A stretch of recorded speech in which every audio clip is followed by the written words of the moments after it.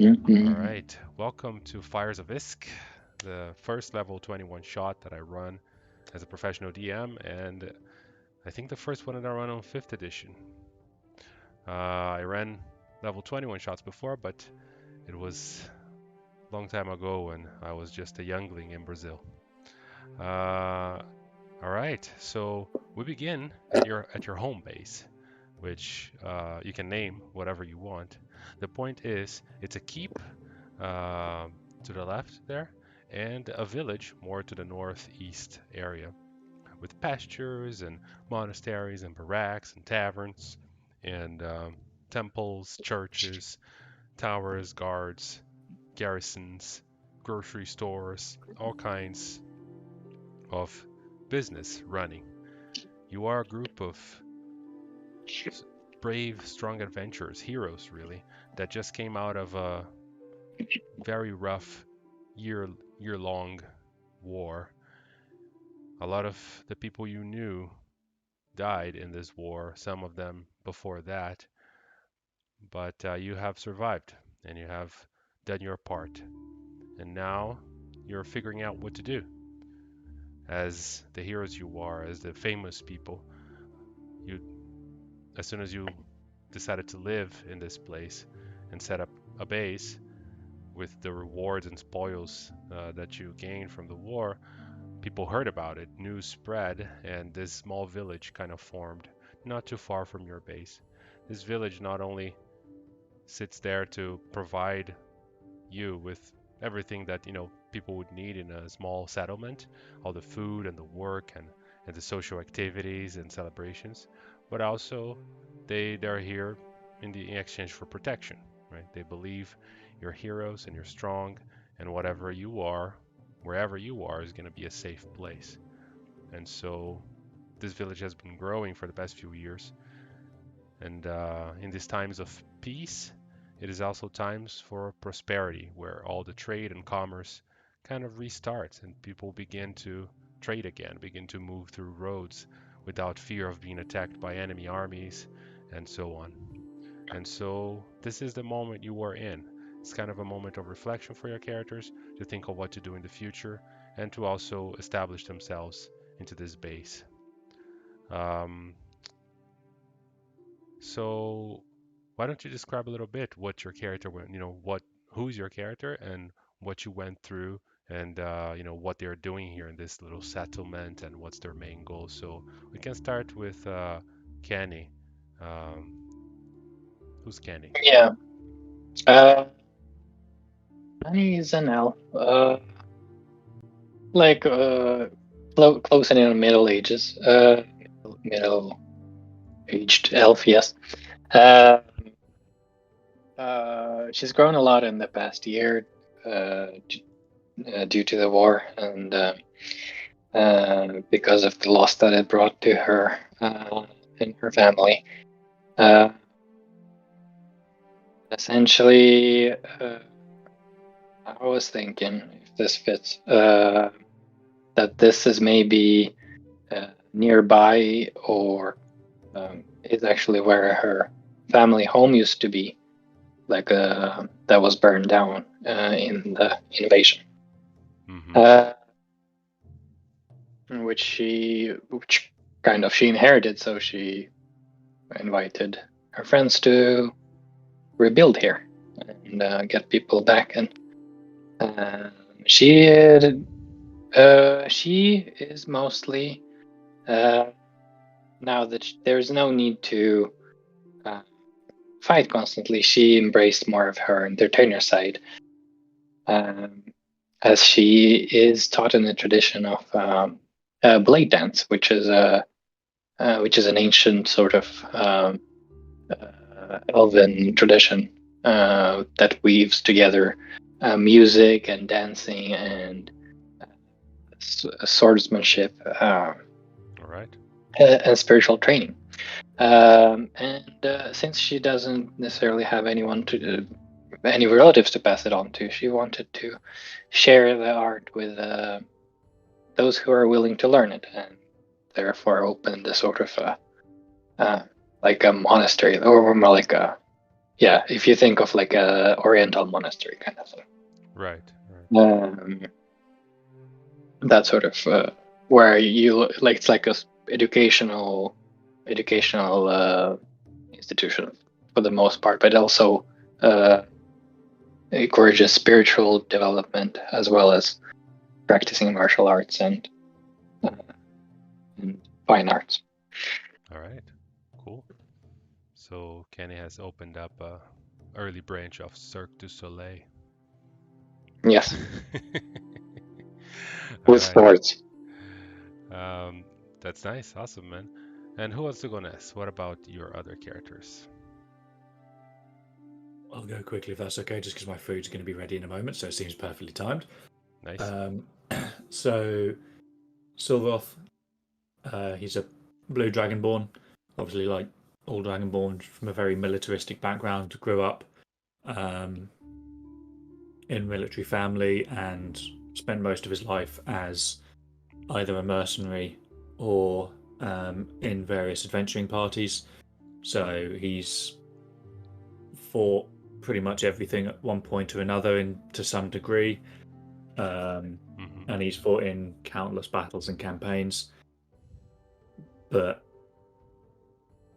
you know, everything kind of came to a head a couple of decades ago. He's now in his middle years, he's mid-50s. So he's getting on a little bit, even by Dragonborn standards. It kind of all came to a head a few years back where first major defeat, kind of last-minute saving and questing and all of that jazz, through various different means, kind of came into contact with a bronze dragon wormling and their parent, who's an ancient bronze dragon, and so through them has kind of regained a lot of the militaristic stuff he kind of lost in a moment of kind of, I don't want to say self-loathing, but kind of in a dark time in his life. Kind of has brought him back to his roots. Yeah, and it's interesting that he as a chromatic dragon descendant, he is taking care or being friends with metallic dragons. So it's kind of breaching that divide that usually exists. Yeah, absolutely, and kind of bridging that gap, diplomacy, honor, trying to bring an end to all forms of war is very much part of who he is, but at the same time, he's not afraid to clobber a bitch. And so now kind of he goes and visits the bronze dragons when he can. Sometimes they come and visit him, or more accurately, the wormling, because an ancient bronze dragon would be a little bit of a terrifying thing. Right. But otherwise, he's, you know, in partnership with Psycho, running a kind of like an adventurers guild here, kind of like a Pathfinder society, training the next generation, right, to make sure that they survive a bit more often, you know, because in his time adventuring, he saw many friends and fellow adventurers fall, and he wants to try and bring a bit more safety to the adventurers and the world at the same time. Of course. Yeah, I always kind of see Vengeance Paladins a little bit of like the person who actually goes do stuff, you know. He's more of it's more of the action rather than talking, isn't it? I mean, that's paladins in general, I guess, right? But you know, they take it to another level as compared to clerics and stuff. It's the exact opposite of the like Oath of Redemption or the Oath of Peace cleric as well. Yeah, don't even start with the Oath of Redemption thing. We're gonna waste the whole one shot of me ranting about how that's stupid. But yeah, so it's like, you know, a lot of times these clergy are like, you know, oh, I wouldn't do this or I wouldn't do that, or they're criticizing people or their methods, right? And the Vengeance Paladin is usually the one doing, you know. It's like, well, then... I kind of see like the redemption as the please surrender. No? Okay. I don't say you asked for this. I gave you an option, right? Yeah. You all heard me, you all heard me give him the option. Yeah. Chops his head off with vengeance. Right. I need to go get my food. All right, man. All right, so Vanish or God's General, who's going first?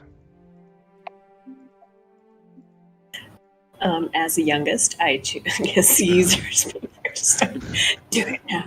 As the youngest, I evoke young privilege and say, "Gods, go first." All right, so first the gods.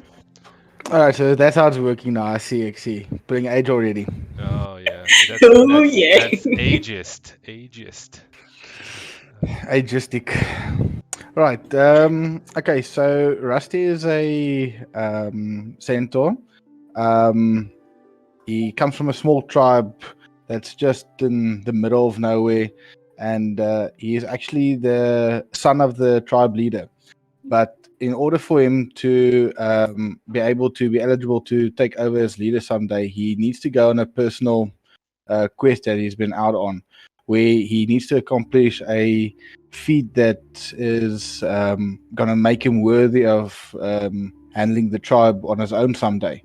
And in his quest, while doing that, he's trying to build relations with other races that might not be as friendly towards Centaur in order to protect the area where they need to stay more often, as those areas tend to be areas that villagers usually want to pop up and then they take away their own ground. So he wants to form relations with different creatures and different races in order to protect his tribe in the long run, but also get strong enough to be able to take on this quest that will leave his name as part of the village forever, so he can become the next chief. That's awesome. Well, I think the strong enough part he got that part. Let's hope so. Yeah, I don't think it's leveling up anymore. Yeah. Level 20. But all right, that's awesome, man. Yeah, so maybe your tribes, they are more, this space is kind of surrounded by forest, right? It's swamp on the south side, the back, essentially the back of the keep is against the swamp, which prevents attacks, right? And then the other side is more forest, which has been partially braved here, but people are constantly, lumbering and cutting things. So I can imagine centaur tribes being deeper within this forest and trying to secure the borders and just kind of be an ally of this settlement of heroes here. And obviously Rusty would be a very strong, literally and figuratively, ally to help protect the people and by consequence also protect his tribes. Very nice. All right. What about Saika? This bless. I'm kidding. Saika. Saika. She has been through a bunch of shit. She started off as a mischievous, curious person wandering into places she really shouldn't be going to, and getting into a lot of trouble that way. And not a lot has changed. It's been a long time that she's been wandering around, getting into trouble. She's slightly wiser, slightly more careful. But at the end of the day, when choosing risky options or careful options, she will definitely lean towards riskier things. But in recent years, she's been thinking maybe it's time to settle down. There seems to be no more new adventures to try out. Maybe it's time to try. Yeah, maybe it's time to try peace, a peaceful life, see what that's like. But deep down, she's like, damn, I really want another adventure. Can't stop wanting to find something else, something bigger to find, something new to learn. Yep. So right now, she's kind of in between places. She decided to stay a while at this little village. She found a couple people that she liked, a little school that she can run, and someone to annoy the living hell out of. The small joys of life. So she runs this little school to help train, together with Solroth. And she does the more fine aspects. So she does the survival, she does the dexterous builds, and the charm, and the charisma. The chaos to Solroth's order and peace and goodness. She's like, maybe you should be the devil's undercurrent. And fuck around and find out, maybe you should. Maybe you might end up killing a god or something. Who knows? And it is the gambler's fallacy, right? It's like, maybe if I go the next time, I'll find something bigger, Yes. Like, and it's like you're She losing does things. have an adrenaline This time I situation. lost, but maybe next time, Maybe next time I won't die. Yeah. All right. But yeah, that's about all she's got. Awesome. All right. Okay. So, you can move your tokens as you wish there. I put you like in the village, like in the center there, but it could be at the keep as well. It's your choice where your character usually hangs out. Today is like a day where the whole village is kind of preparing for a common holiday, right? So there's a lot of people out and about decorating, hanging colorful flags, and just kind of making sure that they're honoring the harvesting which comes in autumn. So everybody's starting to go around, and it's a happy time. There's been a good year, and everybody's very excited about harvesting and then selling their grains and starting the whole trade that has been stunted by war for so long. Um, so your characters are hanging out, moving about the village, and you see a lot of people. Everybody kind of greets you. Is there anything in particular you would be doing in such a situation, if you want to describe what your character is doing? Um, probably preparing a performance. Nice. Oh, yes. Yeah, most likely there would be some presentation for you from your students, and then maybe your presentation as well. Um, Preferably after, so you don't, destroy their, egos. But it's like leave the best for She's last. good. All right. So you're, preparing, coordinating. I see that. I'm gonna need some time to remember the names, guys. So Suroth is hanging out with his griffin there in the on the square. So I don't really know where one would be, so I just kind of put them there for now. But he would most likely be training some adventurers in some more martial skills, probably with the Griffin, who I've named Thea, kind of like sitting there bored, just probably chewing on a leg of something. Or Thea. maybe, a whole something. Let me put that on her token so that is it a her or is it Thea, right? Yes, it's a her, yeah. Yeah, all right. So yeah, you and Thea are, the barracks is like right here, next to where you are. So, you may be there on the square with some of the prospects and people who come from all over the kingdom to, train with the famous war heroes that you guys are. And you're just kind of giving them some instructions. But, today is a day where people are getting lazy. They're doing the training, but they're kind of like, yeah, can I go? The festival's later tonight. Like, just everybody's kind of eager to go to celebrate. They're not paying too much attention. As you know, in most medieval worlds, and this included, there isn't really weekends. These people work every day, right? And the holidays is just the days when you don't, right? It's like you have like 3 of those per year or 4, and that's about it. That's when caravans come from the surrounding areas, and traders park by the village square, selling their goods. All right, so everything's going fine, and most of the day, you're going about your duties and seeing all the festival preparations. And the sun is about to go down. It's basically twilight. Um, Everybody's kind of, lighting up lanterns all over the village and starting to get ready to begin the festivities in the evening. However, you realize that there's some up in the sky. It's not really getting darker. There's like almost like another sun or another source of light that for a moment glows, and kind of calls the attention of most people. Um, you kind of stop what you're doing, and you see most people are stopping what they're doing and just kind of looking up to where is this light coming from.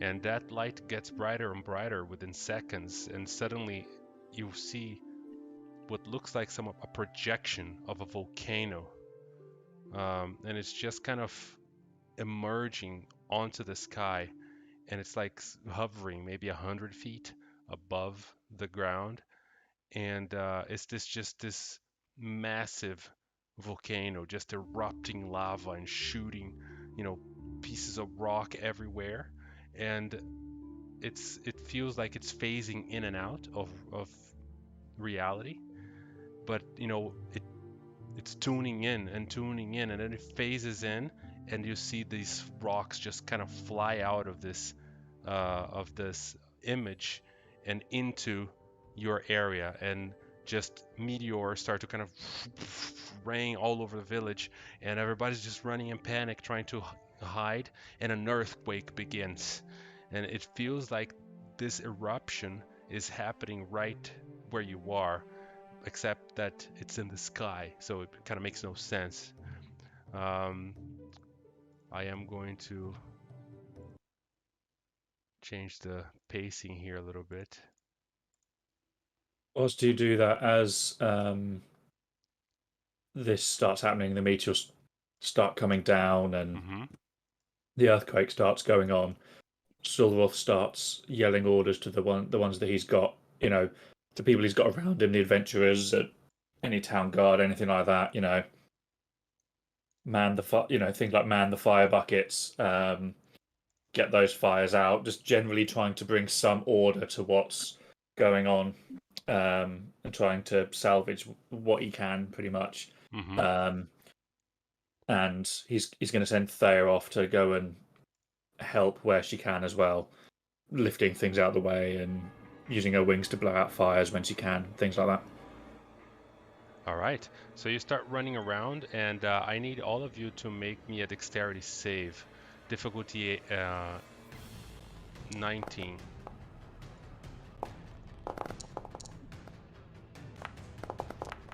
Oh god. We're off to a great start. With that one. We're all gonna die. Hashtag good job.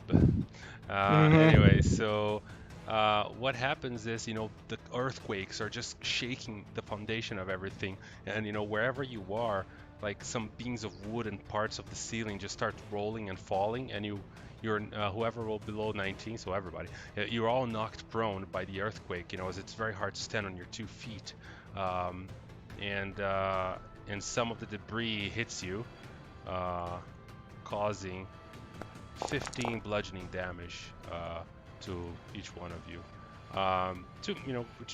To you, it's mostly just a bruise. You just managed to never let any of these things hit any vital parts, as you're very experienced fighters. But you do realize that the whole village is in panic, and people are, just don't know what to do. Some of them are hiding under wagons, which is a very bad thing to do in an earthquake, and houses are on fire. So I'm gonna roll initiative, and then you guys can tell me what you are doing to try and help mitigate the situation. And every round we're gonna have, more earthquake and other things happening as we're trying to stabilize the situation here. And remember, the volcano is still up there in the sky, just blasting stuff at you. So let me just select your tokens.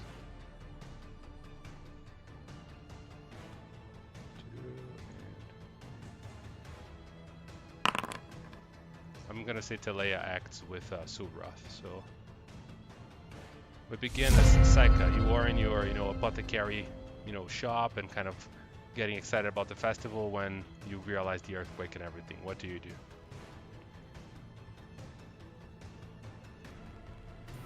Okay. Where is my token?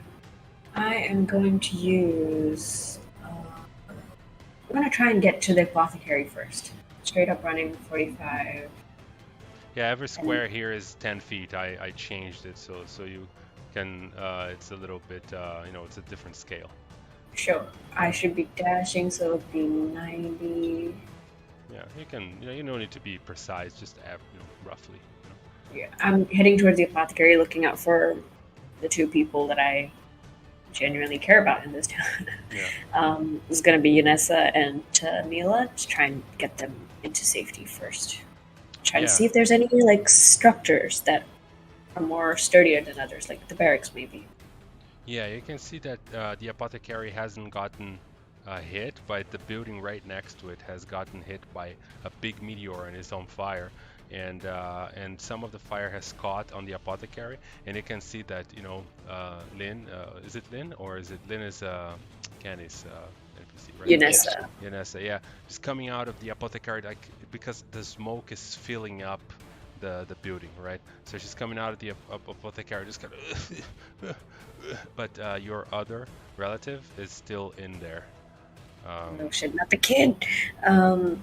Yeah, she's gonna try and head over that way next turn. But I think that's all I got. All right. Rusty, suddenly chaos erupts. What do you want to try and do, or who do you want to help? Okay, so from where I'm guessing I was close to the like where the festival itself was being held. Exactly. So Yeah. what I'll do is just quickly scan the area for anyone that's either trapped under debris or someone that needs immediate help, like a child or elderly person. Mm-hmm. So I can prioritize their safety first. All right. Yeah, so you see that there's some people like that are trapped under some wooden logs next to this burning building over here, as the building got hit by the meteor, and then these logs just kind of, you know, hit them, and you can see one of them like probably has a broken leg and is like not able to move from under the log. So that's, you know, you immediately start to kind of lift the log and start to help them. And you're going about, and there's a couple more people who seem to be running aimlessly, and you know, you see the owner of the inn is out in the door, and he's like, everybody under the door beams, and then the ground keeps shaking, you know, and everybody's just kind of like stumbling towards the inn and trying to, you know, get to safety. All right. I think I would ask you to roll strength. I guess you're gonna succeed. So Suroth.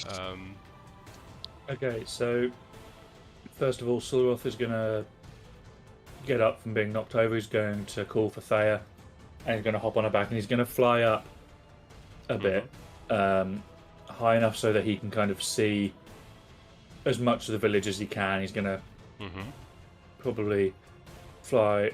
Oh, why won't it let me move? I think it's. Oh, there you go. You can do it now, because it was on combat movement, but now it's free movement. Yeah. So he's going to fly up here, over here somewhere, and then fly up so he can see what's going on. Okay. He's just going to try and survey the situation, see if there's anything that immediately needs his attention, basically. Right. Yeah. Yeah, you fly up, and you see that the biggest issue seems to be this huge fire right in the center to the north of where you are. Where multiple houses have been hit, and it's just spreading really fast because there's like small woods over there. So that. Do I know where around there would be the nearest place to get hold of water? Yeah, I mean, they probably have some water on the village market or on the supply warehouses, which are not too far over here, you know, to the east of that fire. In that case, he's going to fly over here. I don't actually know how much movement speed the bird has. It's you already moved all you could, basically. Yeah, it's 160 feet per if they dash. So yeah. In that case, then what he's going to do is he's going to come up, deselect. I myself am going to pop my Avenging Angel for the fly speed. And then I'm going to jump off Thea's back, and so that's going to give me, 60 feet, and I'm going to dash over here, and I'm just going to start yelling orders to anyone that's around there to get water, start putting out of that fire. Yeah. Awesome. Yeah, you totally see people who are like just basically running around with their arms up, but then the moment they see you kind of flying in and start like barking orders, they just kind of like get their head in the game and they're like, all right, water, water, and then you start like your presence just inspires people to actually get their shit together and start actually doing something instead of just coughing on the smoke and everything. So they start to open the gates of the supply warehouse, and then you see some guys, coming with these barrels of water and then putting it on the gates, and some others are like coming with buckets, dipping it in and then just kind of trying to, start control the fire there. So it's working. Kenny, what do you want to do? First of all, I am finding Lynn, who should be by my side, and I'm instructing him. I cannot to make tokens for the NPCs, but we can just No, that's describe them. yeah. He would be by my side, I imagine, and I would instruct him to gather all the students and all the other people he can find on the way and lead him to safety out of town because they need to get out. Right. Yeah, the east yeah. part of your monastery got hit, but the west area is still fine. So yeah, everybody's kind of getting out of that area. Yeah. So all the kids and all elderly, etc., everyone who can find in the area, pointing them in the direction of wherever is safer. And I guess I'm just whatever soldiers are left around the barracks, I'm going to try to organize them. Right. As well as maybe the clergy. Don't really have anything spells-wise per se, but that's what I'm doing, yes. Sure. All right. So the round ends, and for a few more seconds, the earthquake continues, and that earthquake, even though you now kind of you got used to the ground, shaking, and you're holding on to objects, or you're using your balance in any ways that you can to not fall anymore and keep helping people, or you're flying in the case of some of you. So you're doing fine, but you can see that people are still falling around, and most of all, the buildings are taking the blunt of the damage, right?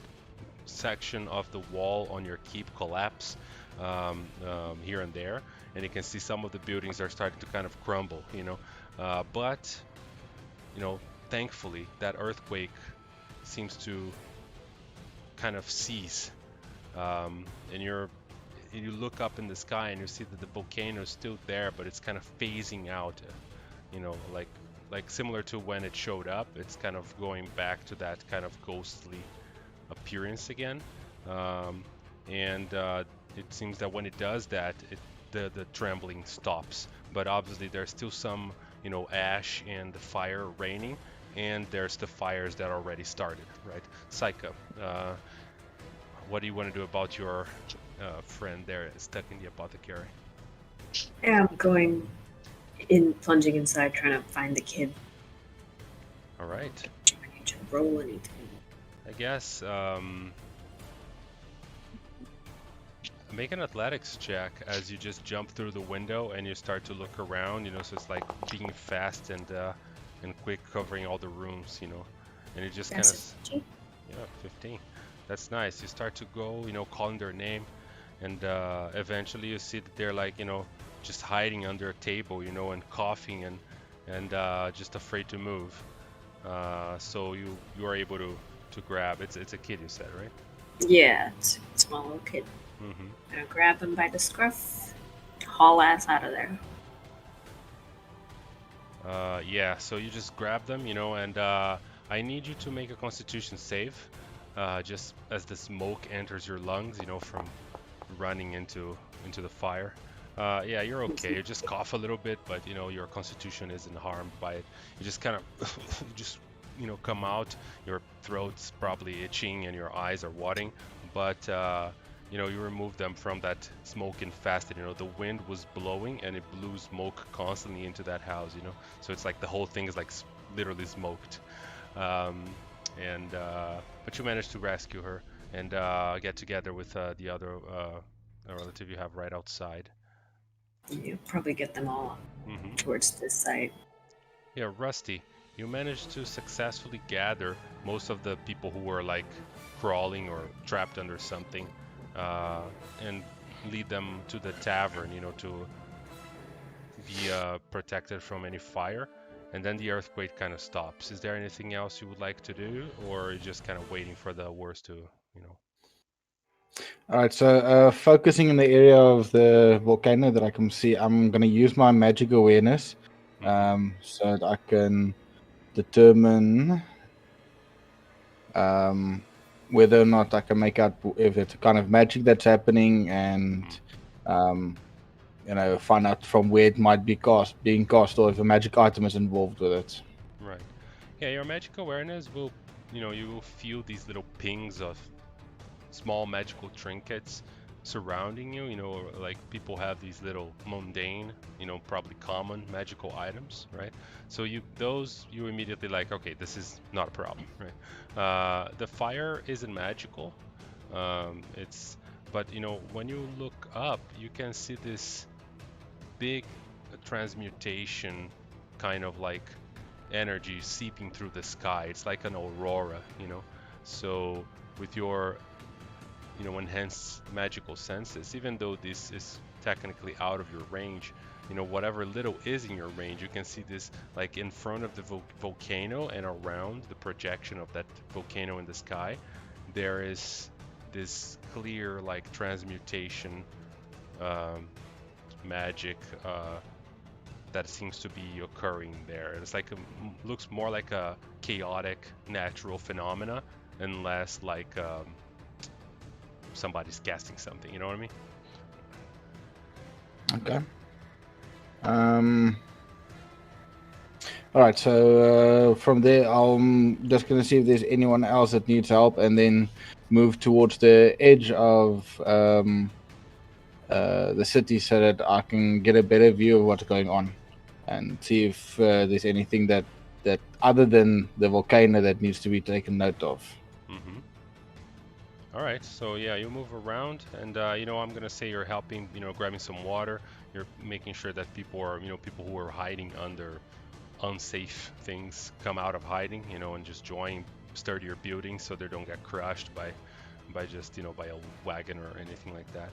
And you're just kind of putting them on your back and just kind of galloping back to the inn and so on. Suroth, your orders seem to be having some effect. People are coming with buckets of water, and even though it's a big fire, there seem to be at least not letting it spread, so it's working. Is there anything else you would like to do? Yeah, I think he's gonna try and inspire those around him to kind of keep working hard. So he's going to say, you've done yourselves, the village, and me proud. Keep up the good work.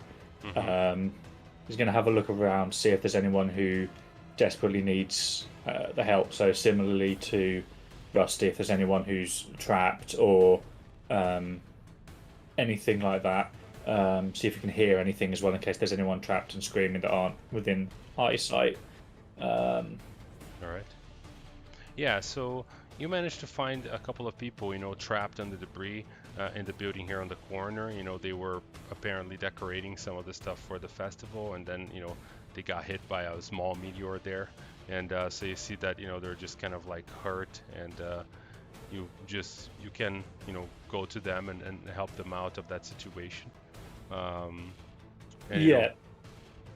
So he'll do that, but he'll also telepathically he'll tell Thea, because I can be telepathic within a mile. He'll tell her, help out where you can.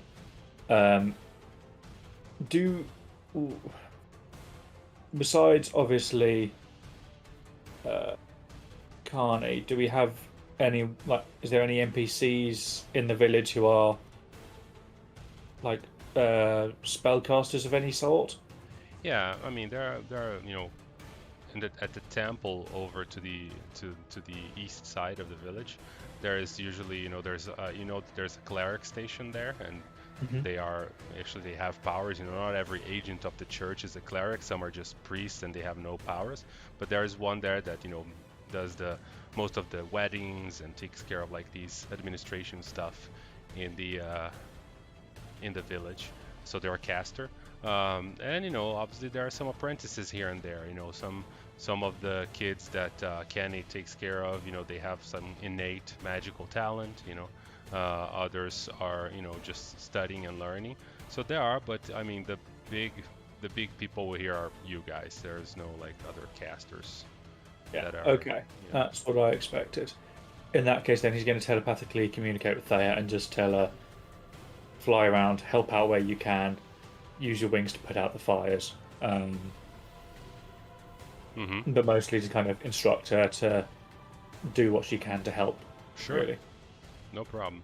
Yeah, so Thea just takes flight and starts to run around, and fly around and starts to, just shoot people from fire with her wings, and then, they hop on her back and she flies to safety and, drops them in the middle of the pastures here, where obviously nothing can, burn or fall on them, so they're safe. And you guys gather, a lot of people from the firing area, and then you look up and that light, it seems to fade away. The big light, yeah, the big red light of the volcano just kind of goes away, and what's left basically is the light of the fires that you've that are all over the place, right? Um, and but the village is still kind of in putting out fires. Some people are still in danger, but it looks like the immediate threat, the big volcano in the sky that caused all of this, just went away.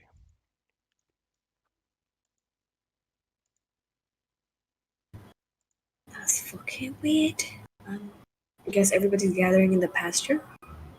Yeah, most of the citizens are gathering in the pastures, kind of like, fire drill protocol, right? Gather in the fields so that, we can count. And a lot of people are there, they're finding their family members, oh my God, you're okay, oh my God.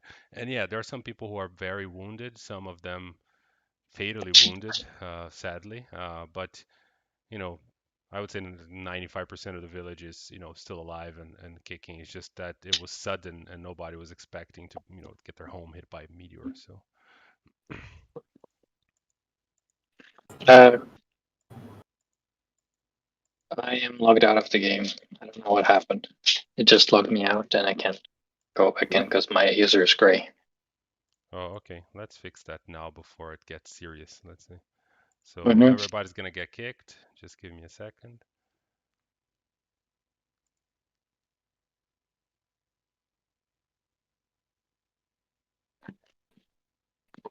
All right, you can get back in now.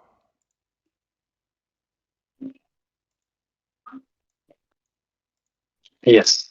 Okay. Sorry, I'm not sure what happened. Maybe my connection dropped for a second. Yeah, this occasionally happens, so it's it's fine. I don't even waste time troubleshooting anymore. I just shut down the game and open it again, and it fixes it. So it's faster. Mhm. Faster. It's like the Windows solution. Yeah. I also have a question, which is a little bit meta-y, but it's just what I wanted to throw pacing later. So I wanted to do a hero's feast, but if it's like very fast paced from here, that we're essentially just go go go action action action, then it's like setting a feast for an hour is not necessarily very. It's a little disrupting. Yeah. So yeah. No, you can do it.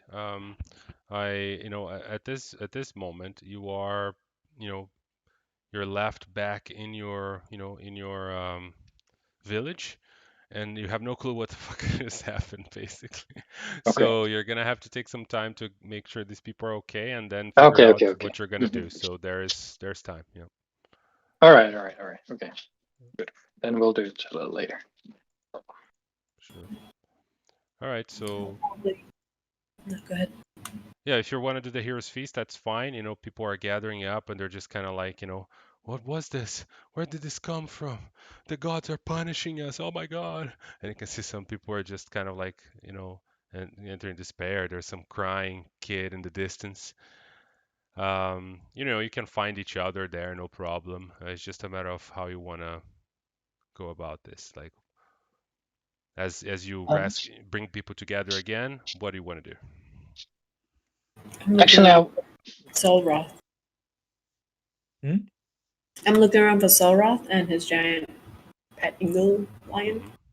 Griffin. I'm gonna try to get over to them, basically. Yeah, you managed to put down the fire, like the big one that was here, Roth. So I'm gonna go ahead and turn it off. Those woods are very burned, but at least it didn't destroy all the houses, and it also didn't spread to the nearby buildings. So all the people bringing in buckets and throwing as you commanded, they are, and then they're moving to the smaller fires now, and you figure that they'll eventually put down most of the fires. Obviously, for now, people are ignoring the stuff that is on the forest, but probably should address that later too.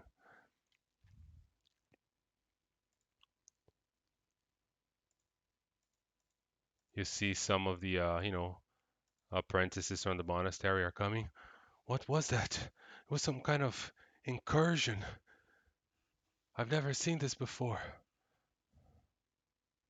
Solroth, have you seen anything about this before? Has Solroth seen anything like this before? I guess if you have history, you can make a check to see if you remember. Only if I have it as a skill, or? Yeah, you have to have proficiency on it. I have proficiency. Yeah. Where is Khan? Connie is down there to the monastery. Well, so Connie, your best guess is that some kind of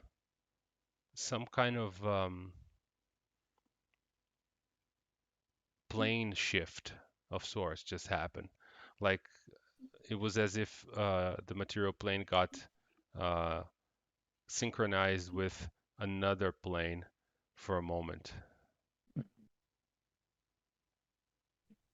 And then, and in that other plane, there's a volcano erupting. Okay. Mm-hmm. But no obvious reason why that would happen. Something like this would happen. Right? No. I'll just say, calm down, everyone. This is indeed powerful magic. I feel like maybe the border between the planes has been disrupted, but worry not. We will get to the bottom of this. For now, stay safe. You know that if you go to if you grab some of the books you have on your monastery or the library, and look it up, you could probably try and find depictions of this volcano. The volcano just really looked gigantic. It's not just a volcano; it's like a huge, mountain. It's not from your world.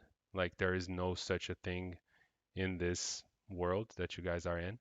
A volcano this big just simply doesn't exist. Nobody knows of anything like that. And it looked like it was surrounded by mountains as well. So it's like part of like some kind of mountain range.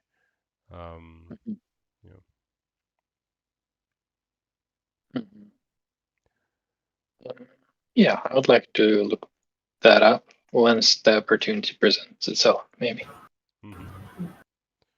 All right, so while Ken is trying to figure out the root cause of the issue, they're here running around grabbing books and looking through all these, plain knowledge that you guys accumulated over the years. The Griffin is kind of, finishes rescuing most of the people, and then, the people who are not hurt by the pastures, they start to kind of like walk around and like put down the fires, and assist. And everybody's like, this had to happen on the festival day. Oh my God, and people are just complaining and moaning about. But yeah, but in general, it seems to be, that's kind of an indication to you that things are calming down because people are complaining about stupid shit again.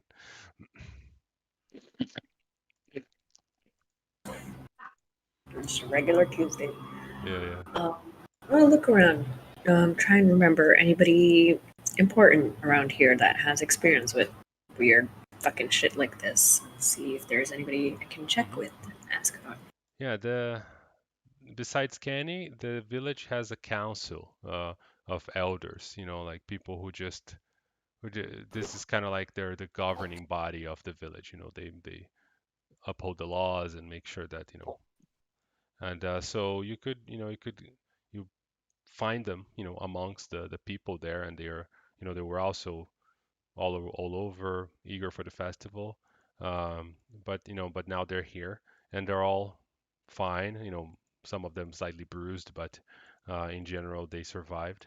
So, as you gather them around, they go like, "Oh, it looked like an incursion from the Nine Hells, maybe."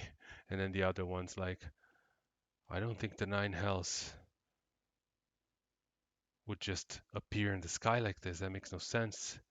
And then the other, well, none of this makes any sense. And they're just kind of arguing with each other. Basically, anybody with a Arcana proficiency, you guys can make an Arcana with advantage as the council when you guys brainstorm possibilities and look up through your things and trying to recognize that location.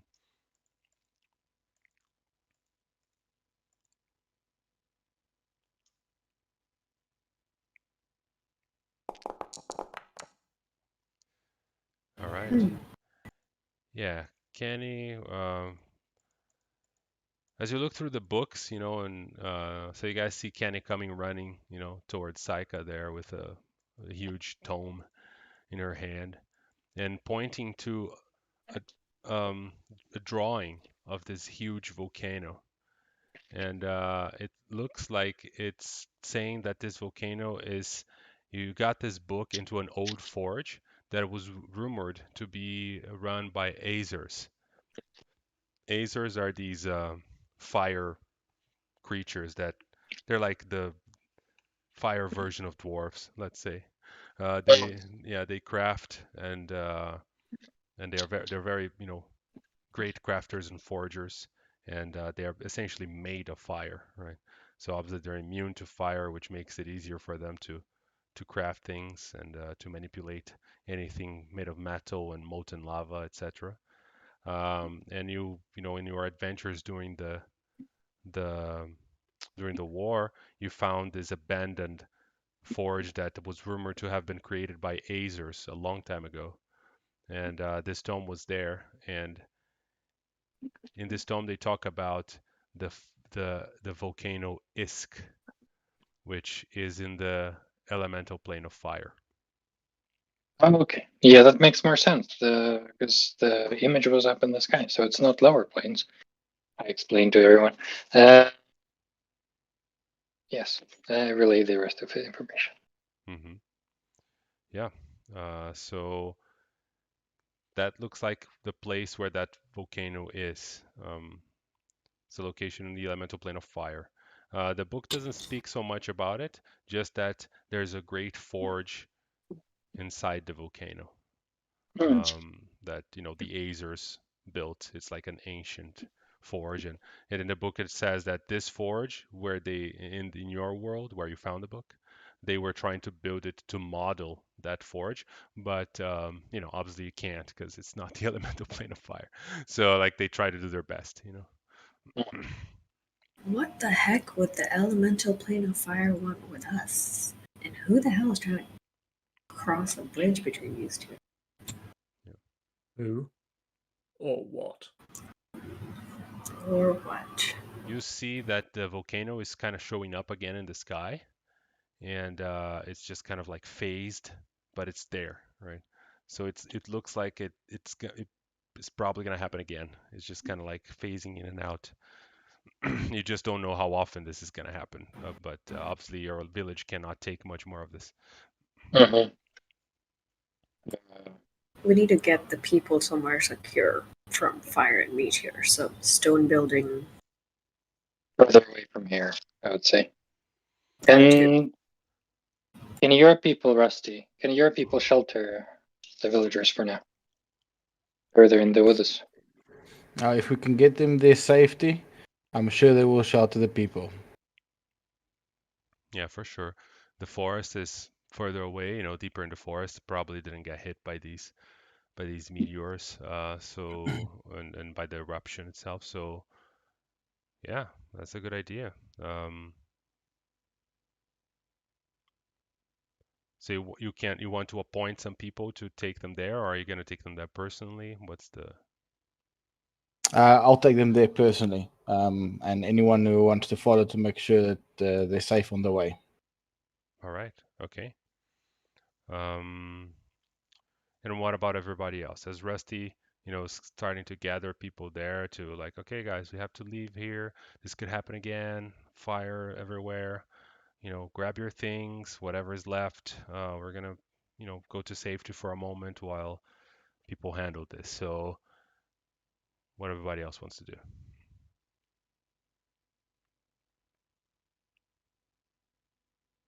Maybe we should try and find out more about this Iskh thing, or what would cause this plane shifting.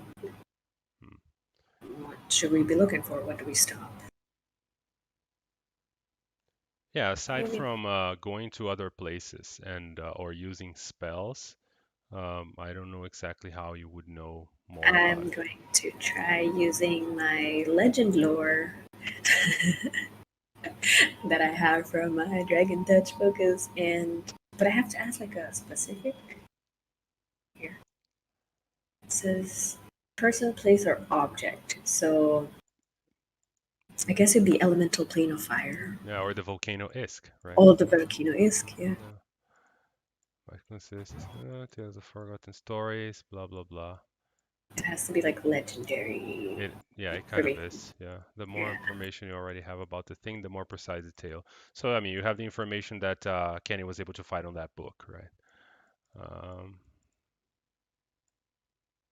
So Psycho's basically just gonna start doing this ritual, grab a couple of herbs here and there.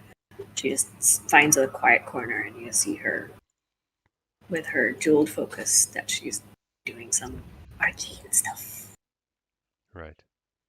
Orloff is Um, going to be kind of making sure that everything's kept in order and trying to get things back to as close to normal as we can, just trying to tackle any little bits, pockets of problems that arise. yeah, I would Um, say that there's a big problem. Like Rusty's trying to gather people, but everybody's like, I'm not leaving my house. People just kind of start to rebel. Like they're like, no, it's just because of some fire, we'll rebuild. It's okay.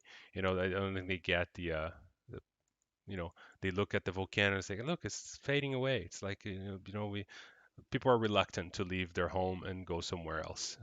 They said we were here because the heroes were supposed to protect us. We're not supposed to leave, and so maybe you want to do like a persuasion or something like this so you can, yeah, in that yeah. case, then Silverrock will, mounted on Thea, he will fly over to the biggest kind of problem group, Hmm. which might be where Rusty is, and he will, he'll make a speech saying, we've made it through the night. The um, the volcano does appear to be fading, but we don't know what it is, where it is, how it's coming here, and whether it'll be back. Um, and so we are here to protect them. And right now, the safest thing that we can do is to get them out whilst we investigate. Um, Pretty much, yeah. All And right, then cool, very nice, man. Good speech. Yeah, so you fly around saying these words, with a firm voice, and everybody just kind of like, seems to be like, you know, okay, like even the people who weren't like agreeing, they seem to be like, I'm not, obviously they're not ready to fight you or anybody else. And so they're just like, all right, I'll get my things. Let's take the wagon. And then, it's like, no, no, we're going in the forest. Leave the wagon behind. We have to walk. And people are just kind of grabbing backpacks, and getting ready. So yeah, it's gonna take a few minutes for the mob to be ready to, migrate to the into the forest with Rusty. And Rusty, you figure that it's at least a couple of hours walk. to your village. Like you would go in less than half that because you are, you, but with all these people being slow and not knowing how to walk through the forest, and just the number of people slows down everything. So maybe 1 or 2 hours, 2 hours, and you're there, and then you can come back in 45 minutes by yourself, if you want to do that and rejoin the group, or you can all go there. What's going to be the obviously, if you all go there, all of you move away from this phenomena, right? I feel like we should stay. I'm trying to figure out why this is happening. Yeah. And try to figure out what we can do. All right. What if something comes out of it? Okay, so, well, Psycho finishes casting your legend and lore spell, and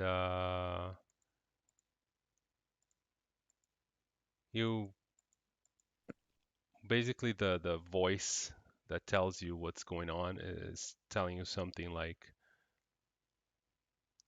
Iskh is a place of reverence and majestic crafting that hides an ancient evil underneath, which disturbs the connection between planes.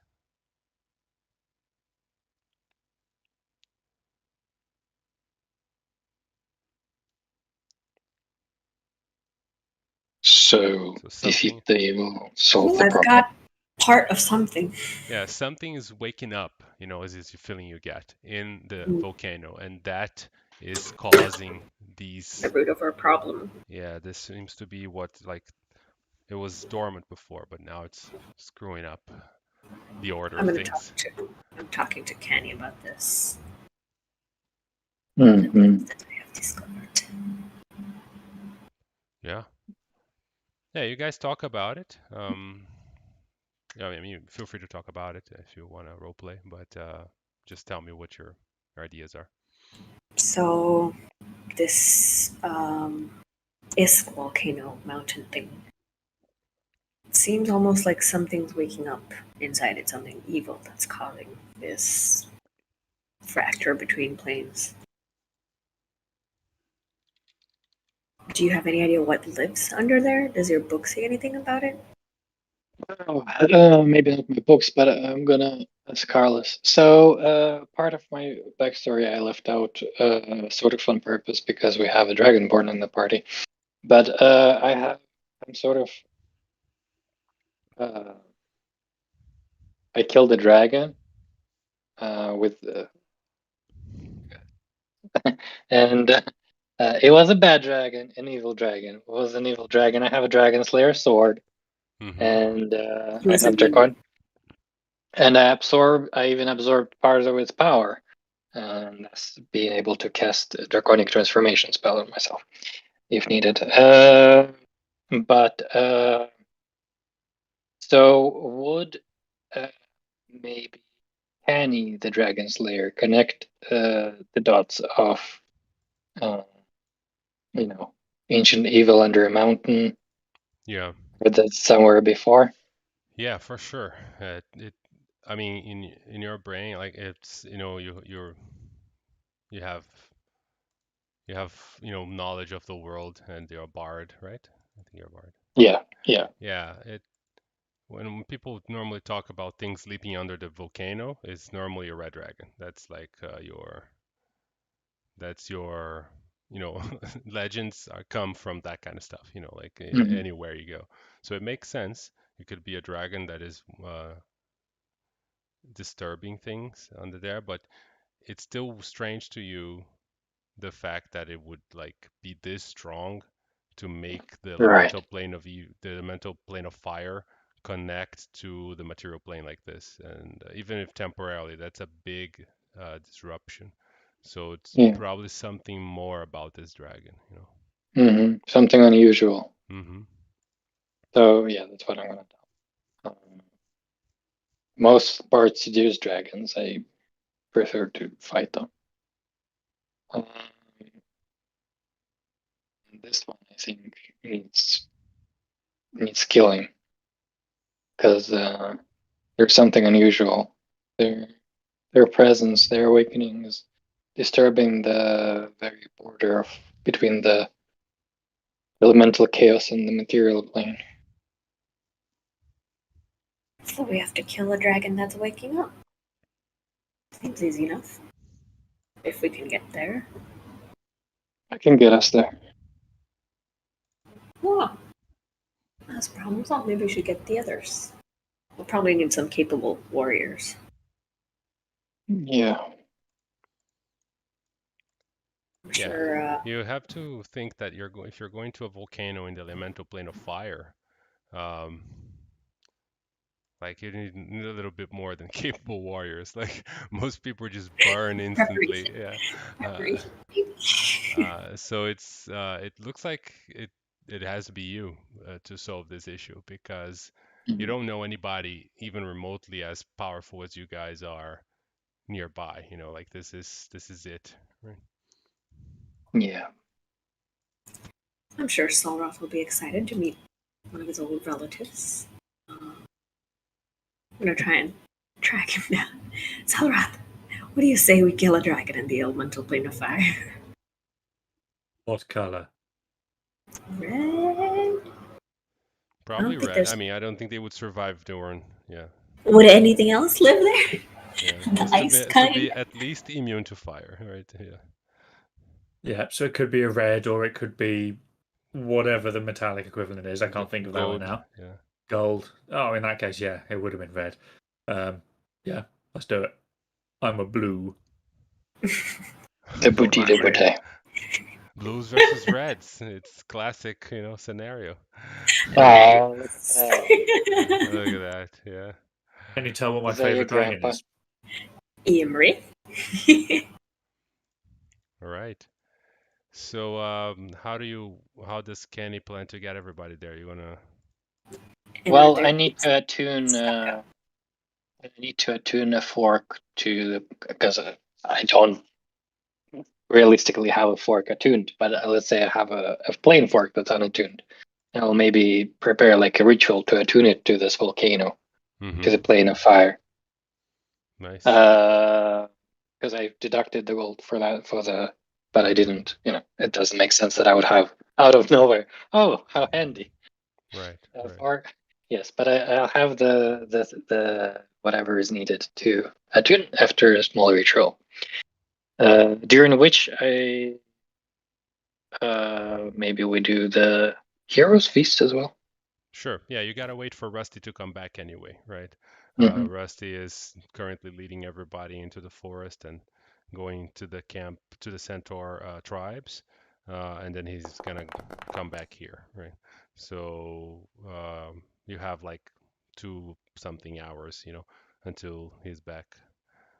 So you have time to do the Hero's Feast, which everybody can consume, and kind of sit there, sit on the church. Usually the church is a huge stone building, right? So it's more resistant than the wooden Sure. houses, or on one of the monastery areas that didn't catch on fire. Um, all right, so everybody's having their Hero's Feast. All of you guys, pretty much entire village has evacuated at this point. They're following Rusty through the forest. Is there Yeah. anything anybody else would like to do while you guys are eating your feast? Any preparations you want to do and before you go to this remote, dangerous location? Yeah, elemental plane of fire. I'm not exactly fire resistant. I don't think. Are you fire resistant, Sarah? The other? I only. You are? I am, yeah. Okay. Cool. I have. I prepared, but let's say I can brew up really quickly a couple of potions of fire resistance. Oh, I got ingredients. Being a herbs woman, I can help. Yeah, you guys have some, basic materials there. You have apothecary and, resources. So you can assume that you have almost any, ingredients to create like some potions and things like that. But don't go crazy with it. I was just gonna use the one I bought with my money as a preparation. Just role playing that I'm kind of role playing that I don't have everything prepared. Of course. That makes sense. Cool. I see you have 2 potions. All right, cool. So yeah. That actually brings to mind. I was looking to add in some healing potions. The only ones I can find in the equipment shop are the basic ones of healing. All right. So tell me where do we find the other ones? I must admit, I don't remember what the other ones are. Yeah, it's I know you got greater greater and superior. Superior. Okay. There's also a supreme one. Yeah, there's the supreme Yes. one. Yeah. How much do they all cost? The supreme one's very expensive. Oh, I imagine so. The superior is 450 gold. The supreme is 1,350. Ooh. I'll have a couple of those 450 ones then, I think. So potions of fire resistance, how much are those? 300. You can buy if you have money. So I put a potion of superior healing on Surath's inventory. Yeah. So just increase the quantity in front of it, like 2, or maybe, all right. So. And then you said they were 450 each? Yes. Okay, I will deduct that now then.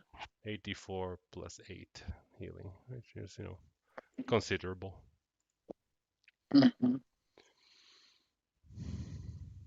So by the time Rusty comes back, we'll have a hero's feast set up, and with my friends, we'll gather around the table.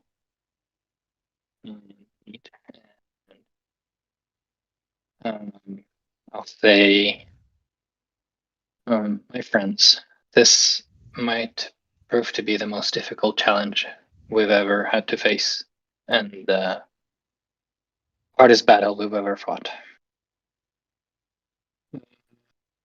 Tomorrow, we might very well not come back from this other plane of existence. But tonight we'll feast and we'll do the best we can. Huzzah! Huzzah! Drink to that.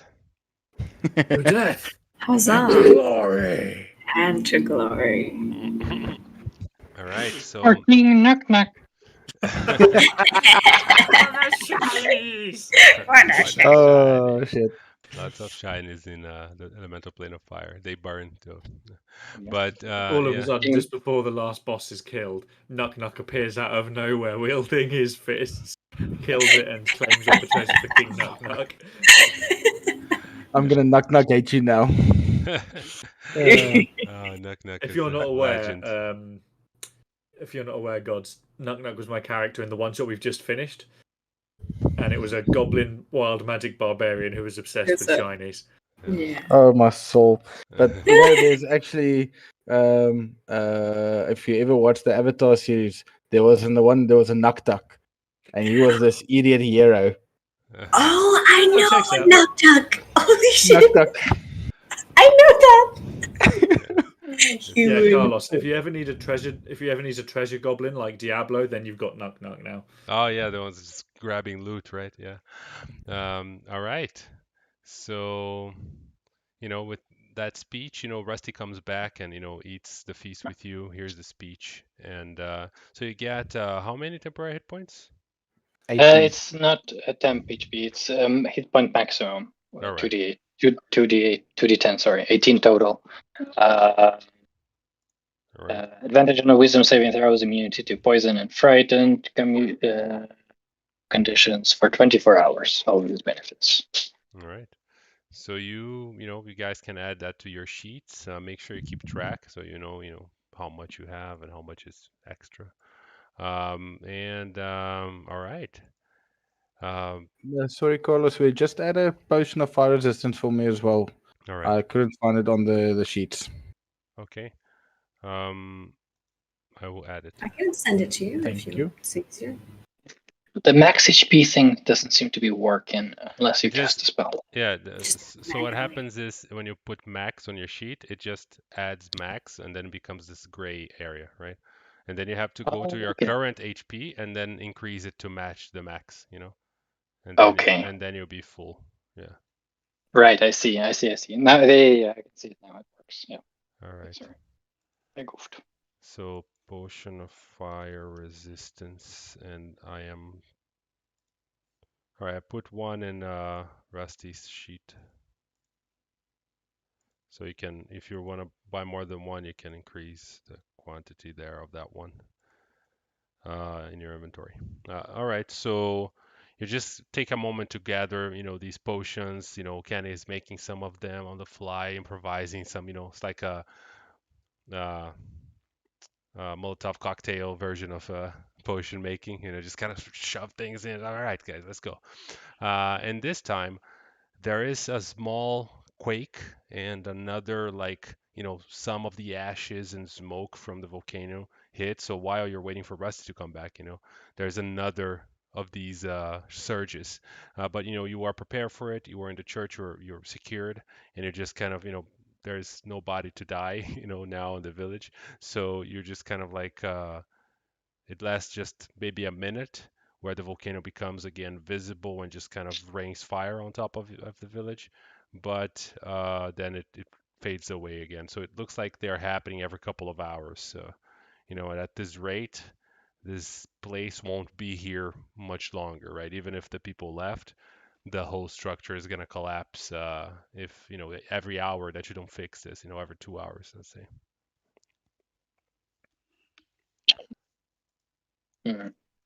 Okay. And do you want to rest through the night and go in the morning, or should we just go there right away? I'm down for either. By me.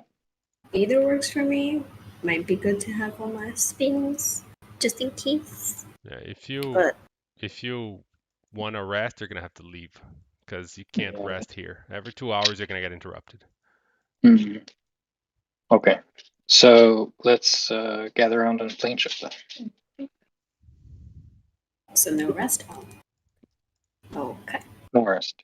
We might be able as we arrive. Unlikely, but we'll see. We'll see what happens. This is a present situation. All right.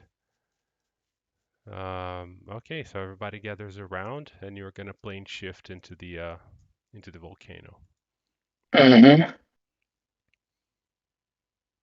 Up to 8 willing creatures. All right, so you can take the griffin as well. Are you taking Talea or Taya? The griffin comes with. Yeah, the griffin will come with. All right, cool. You never know when you might need to fuck off at high speed. Yeah, sure.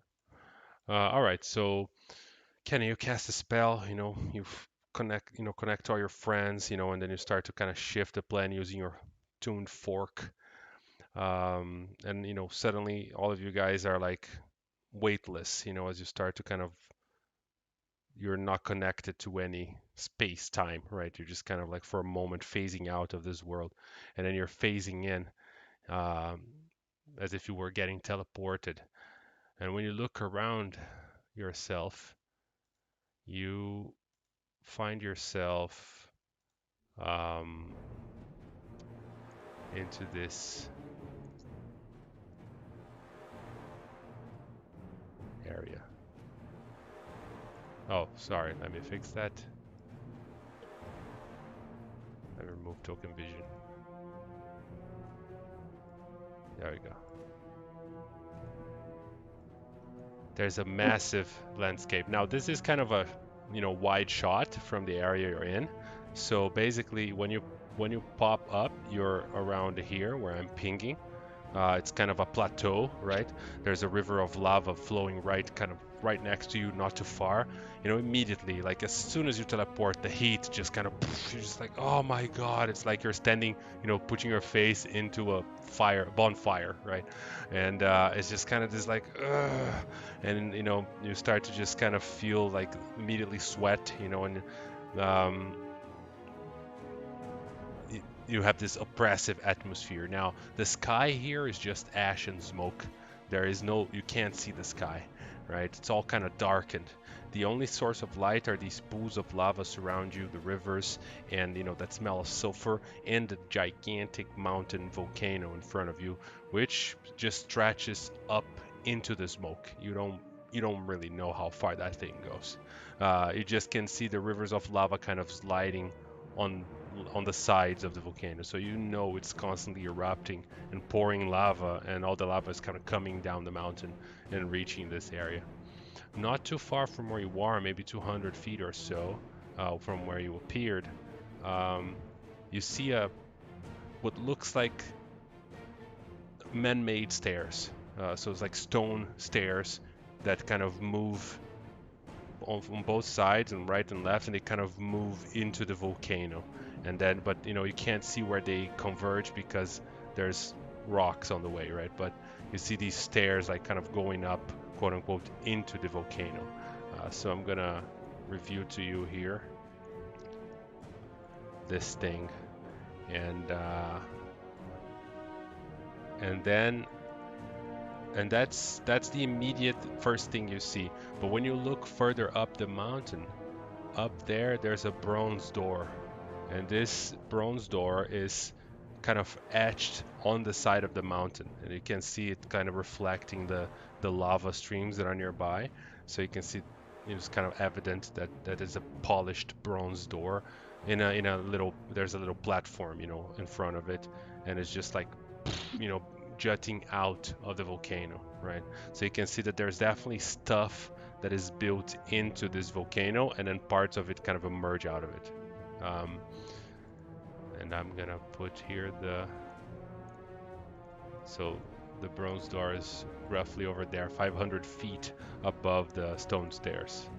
And then after the bronze door, there's a little bit more volcano, and then there's just ash and smoke. The summit of the volcano is somewhere there, but you don't know how far up that goes. Okie dokie. Chug down a potion of fire resistance to, ease the suffering a little bit. Sure. Yeah, you drink it, and immediately you feel that the fire doesn't hurt you as much as just 5 minutes ago. You do see breaking through the so I'm gonna roll here before. That is a 3, which is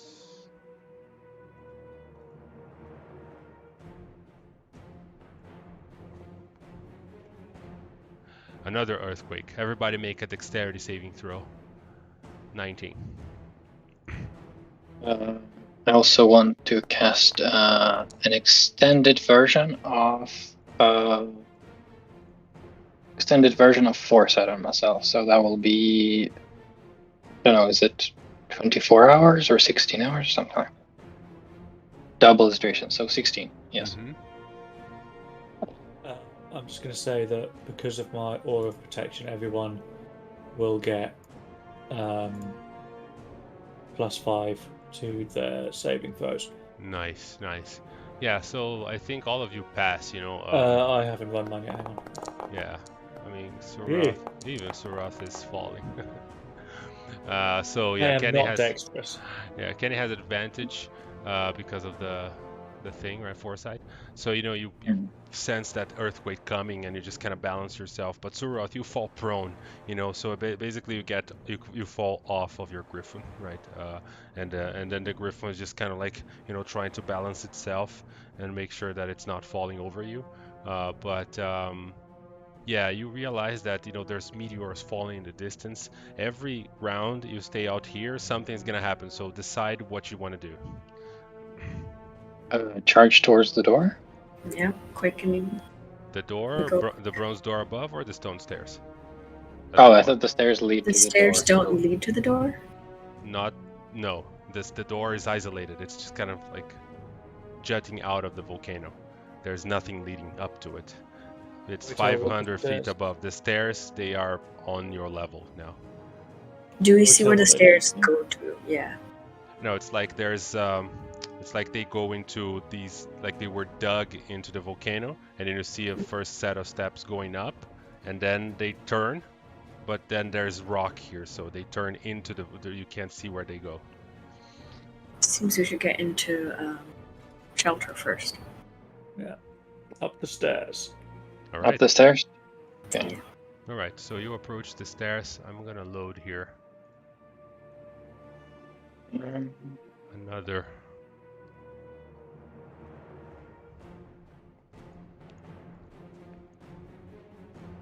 And I will place your tokens. Give me a moment.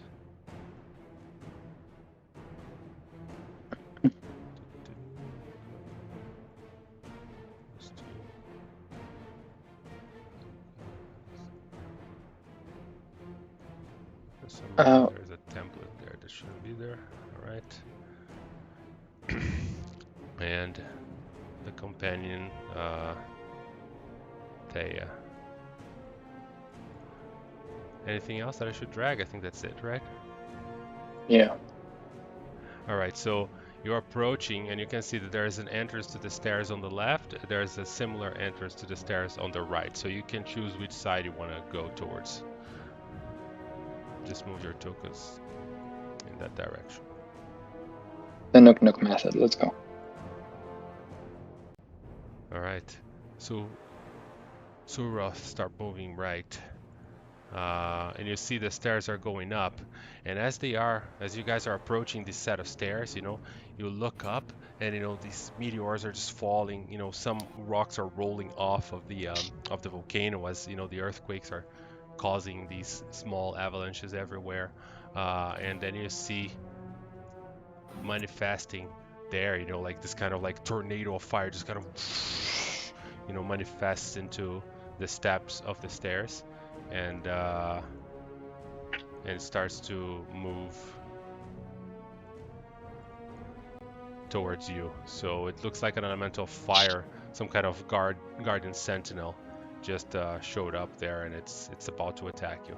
So we're gonna roll initiative. Now, before we begin, because it's already 8:33, I think it's a moment for us to take our little break. So it's 33. Let's roll initiatives, which I already did, and we go for a 7-minute break, until 40, 41, and then we come back so we can continue and do the fight and move on. All right? Okay. Sorry, when are we coming back again? In 7 minutes or 8. 7 minutes. Like, yeah, Okay. 41, 42. Okay.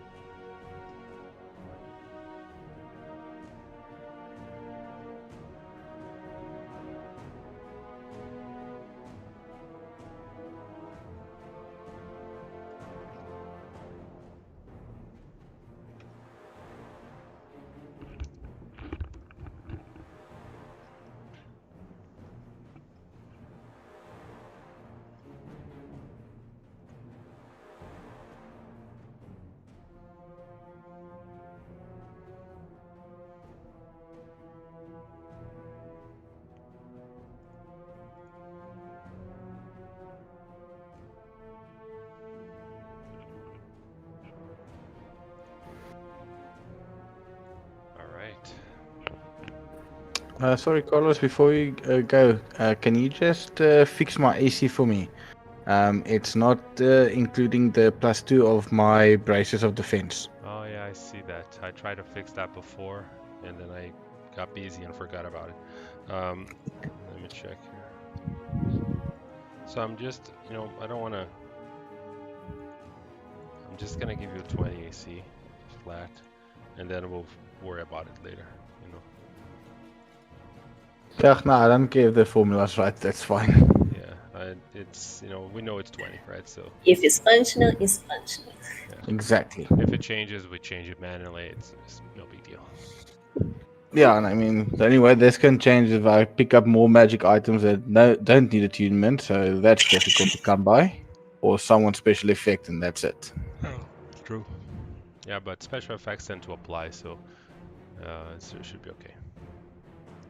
Cool, thanks. Let's wait for everybody else. And by the way, maps by yours truly as well, because I was expecting that. yeah, because the original adventure that it is an adventure, made by somebody else, but and they have good maps, but I thought I could do better, so I made these. They look good. They look like regular fucking maps. Yeah. Took me a while, but it was a really fun process, putting all these rocks and crystals, and it's like just cool. Satisfy that control freak urge is what I would do. The Yeah. artistic. And I think there is no better way to like study the adventure, because you're Yeah. making the map, so you're like everything you're scratch. putting in each room, it's like you have to know what's in that room, right? So then you don't want to put things in the room that aren't there, right? And at the same time, you don't want to put everything in the room, because if you put everything that is in there, then you leave no room for people to imagine, right? So like it's kind of a balance between I want to fill up this place with stuff, but also I don't want to fill it up so much that people believe that nothing else has nothing else that is there exists, so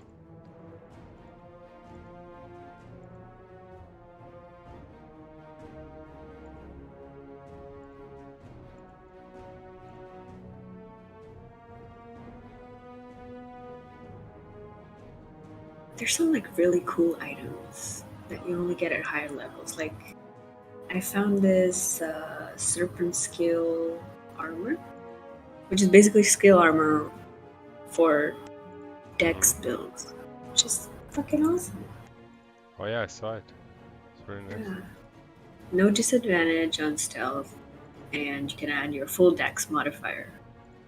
So it gives me 19 AC without disadvantage, which is fucking awesome, dude. Which is the exact same as me in heavy armor. Get fucked.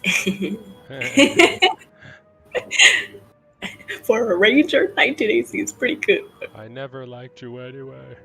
Yeah. All right, so we're just missing Dano now. Sure, I'm here. All right, cool. So Saika, you see that elemental thing just spawning in front of you. What do you do? But yeah, I'm gonna bonus action vanish. She disappears from sight in a puff of magical phase smoke, like Batman. I'm going to then take 2 shots at this guy. And I'm gonna put a little dreadful strike in the first one. And That another. hits. All right, just yeah, you can't really hide from this guy in plain sight like this, because Vanish just gives you ability to do that as a bonus action, but you still have to hide, right? Oh yeah, okay. You can't be tracked by non-magical means, right? But you can't hide, like you don't go invisible, right? So yeah, this you shoot him and then you kind of hide, as a bonus action behind that rock over there. Yeah. All right. That would be. Yeah, I would say that I don't know if Surath is mounting on the Griffin right now, or if you want her to act independently.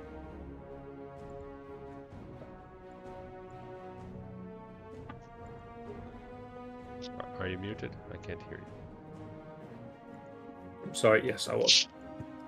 Yeah, they'll be acting independently. So for now, Thea is going to fly up, but otherwise is just going to hold back for now. So let's say that. Oh no, that's not what I meant to do. Do you guys see the turn marker? I don't. No. It just decided to disappear. So yeah, Thea is gonna just wait fly up 30 feet and just kind of hold off for now. All right. All right. No problem. Well, this is now the lair action, which is 1d4 something happens situation, since you are on the outside. 4.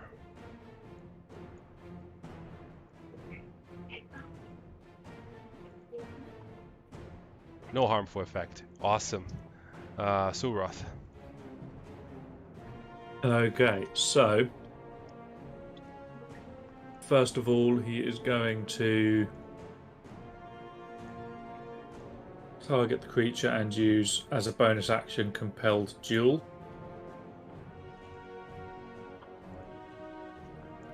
Yeah, they failed. Yeah, and they're not immune to charm, so it works. All right. Yeah. So. And then Suroth is going to charge in. What's his movement speed? I assume just 30. Yeah. He's going to charge in, drawing his axe. But there's not much more he can do at the moment, and so that's pretty much going to be it, to be honest with you. Because I can't cast another spell.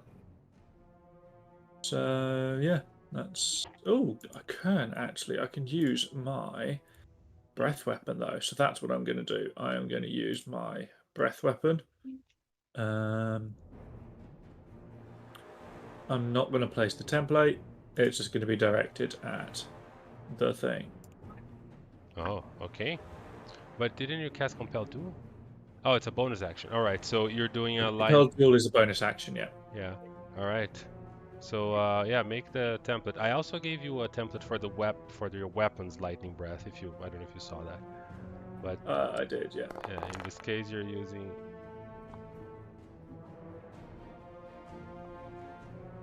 line breath weapon. 30 foot. Okay, so yeah, it would be able to hit them.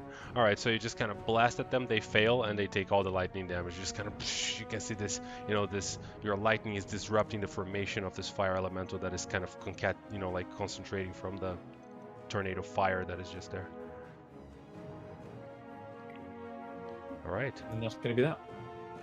Now it's the elemental as it moves towards Suroth with his compelled duel.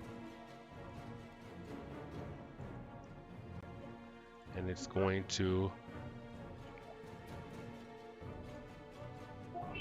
make 2 attacks. 26 to hit. I don't know if you have any reactions popping there on your screen. I do indeed. I was just checking it. Alright, so you're still concentrating on Compelled Duel. And what does that Soul of Vengeance does? So when I can use when I get attacked under the so don't worry about it. Yeah, alright. So if the creature is under my vow of enmity and they attack me, then I can make a melee attack against them, but it's not under my vow of enmity at the moment, so. Alright, second one is horrible and misses. So, they just attack you with 17 fire damage, which you have, and then, you see that this creature is kind of trying to, envelop itself around Suroth.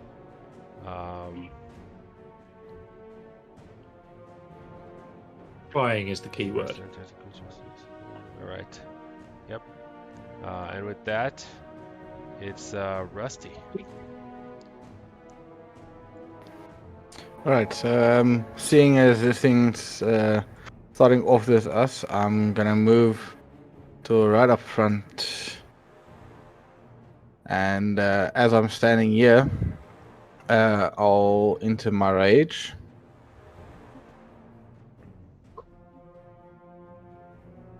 And with that, I need to roll for my wild surge. Actually, need to roll twice. Sorry, I forgot about that. Because then I can choose between the two which one I want to activate. All right, so it's 7 and 2. So what does it? 2 gives Uh, you teleport. To And- teleport 7 is flowers and vines temporarily grow and making the area within 15 feet of me difficult terrain. So I'm gonna activate 7 then to make the area in my immediate vicinity difficult terrain. Mm-hmm. And then I will attack him with my great axe. All right. Yeah, you're just cutting through this elemental. And Hitting. I'll do it again. And then because I charged in, or because I moved further than 30 feet, I can use my hooves as a bonus action and attack him with that again as well. But you already raged as a bonus action, so Oh, I forgot about that. Sorry, yeah. Thanks. so I am going to heal him from that last attack. What a shame. But yeah, so I'm gonna give you the rage, and I'm gonna apply a little bit extra damage on him from the rage, which is +4 each attack. Yeah. Yeah, so it's -8. Right, that should be. All right. So yeah, you just kind of start slashing with your axe. This elemental is just kind of, getting, scattered in the air, but it manages to concentrate itself again, so it's still fighting. Kenny. Alright, and that's it. Okay. Running over to the elemental. I'm gonna, with my bonus action, I'm gonna cast Spiritual Weapon. Mm-hmm. 2nd level. I don't think we targeted have him. the total. Yeah. Yeah, but it's fine. So 27 hits for 14 force damage. Yeah.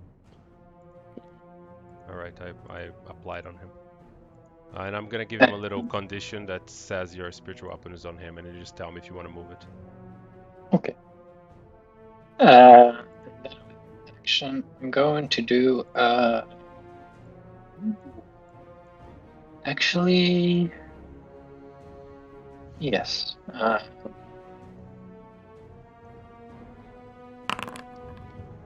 I'm gonna do a defensive flourish.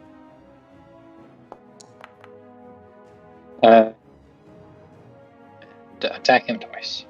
All right. My attacks are with advantage. Sorry. Oof. Yeah. So that hits, and you can do another one with advantage, I guess. Okay. I didn't roll with advantage. That's okay. It's fine. Yeah.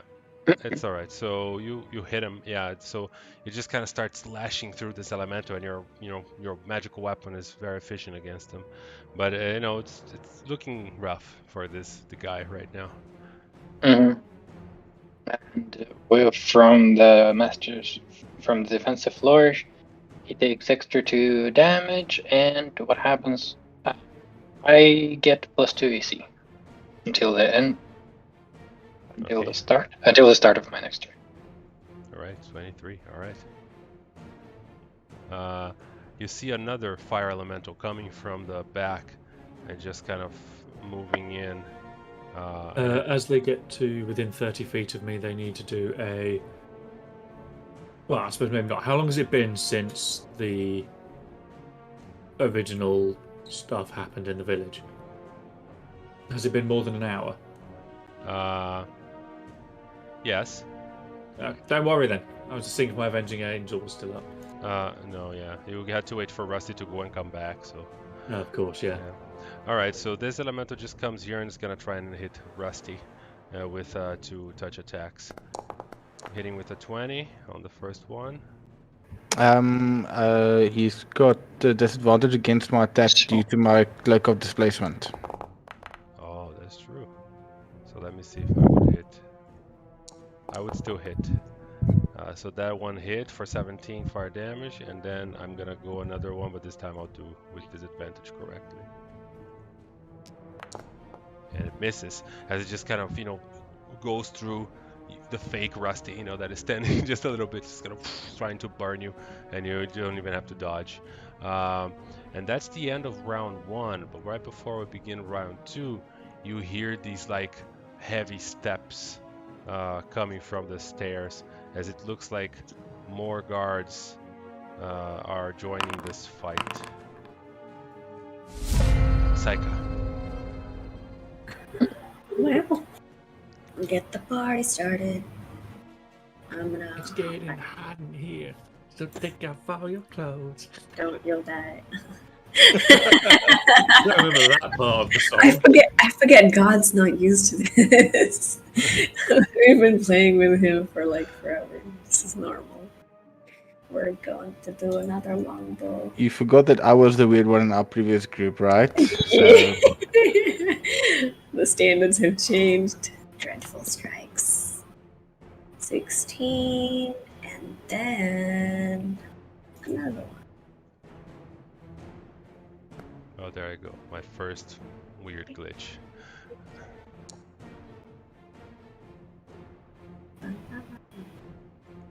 Oh, Carlos, what a surprise. Whilst you're fixing that, we suddenly all get crits simultaneously and they all go down in one hit. What? Damn, Manish, you're powerful. I know, it's the charisma. I look away 1 second and you kill everything. What can I say? It's like having children, eh? Jesus. I daren't turn around in the classroom. The amount of face palms. Oh, damn. He's almost dead. I contributed. Alright. The tickle of death. Yeah, you really hit it, but it's still standing. Okay, I'm gonna go a little bit closer, and that's it. Alright, the Griffin. Okay, so Thea is going to about Sulroth is kind of between his turn and now. He's gonna kind of telepathically say to Thea, see what's ahead, what is coming, and so Thea is gonna fly off over this way. Mm-hmm. Oh, that's a very thin stair. Okay.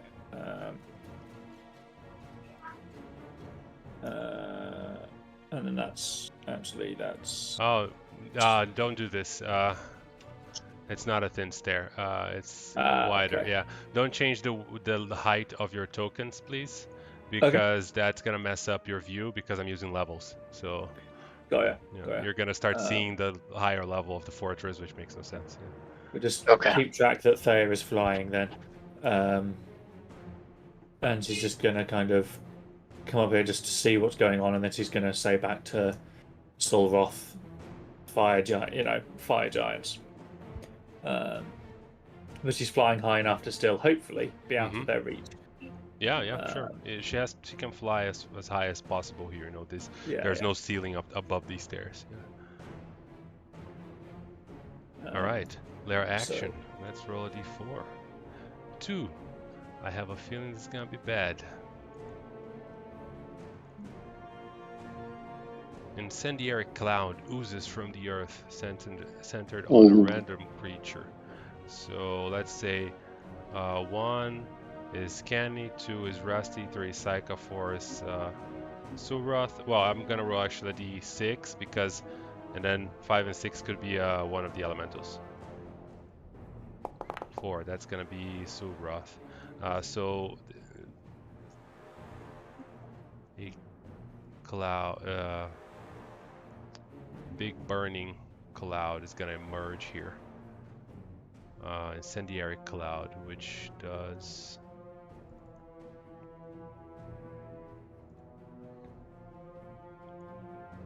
so basically this swirling cloud of smoke just shoots through a white, like there's a crack that opens up into the ground right under Sulroth and just kind of like a geyser of smoke just emerges there, breaking part of the stairs, and it just spreads around into this 20-foot radius sphere. So basically the entire stairs there.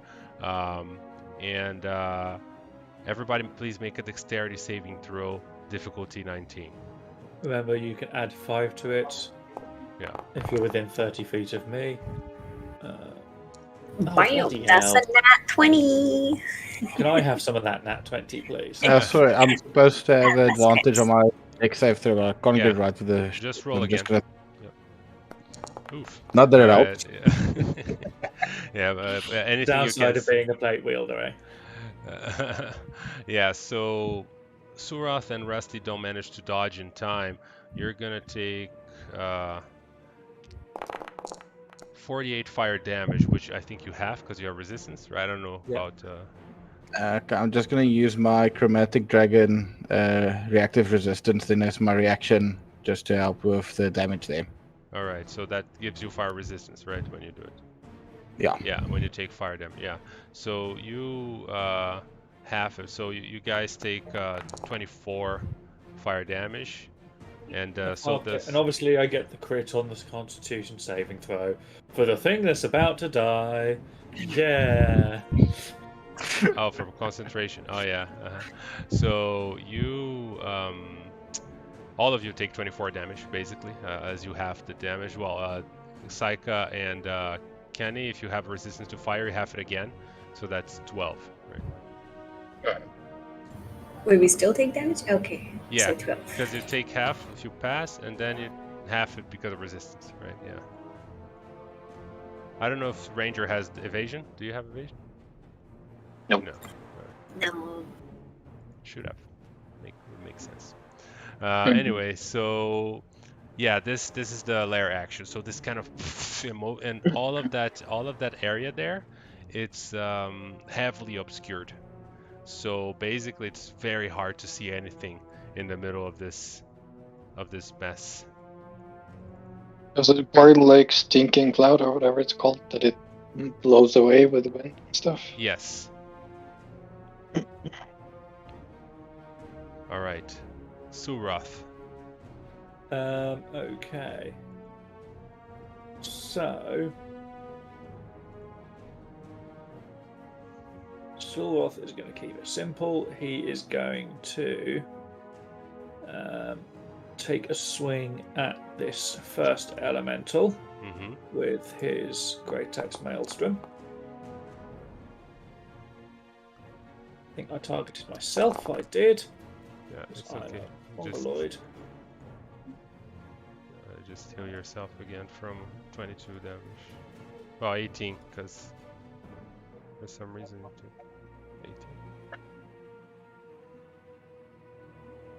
18. It's probably because You have some resistance, yeah. Yeah. All right. So, yeah, he takes that 22 damage. Ouch. Is he still standing? Not by much, but yes. God damn it. In that case, then I am going to. I guess I'll just hit him again.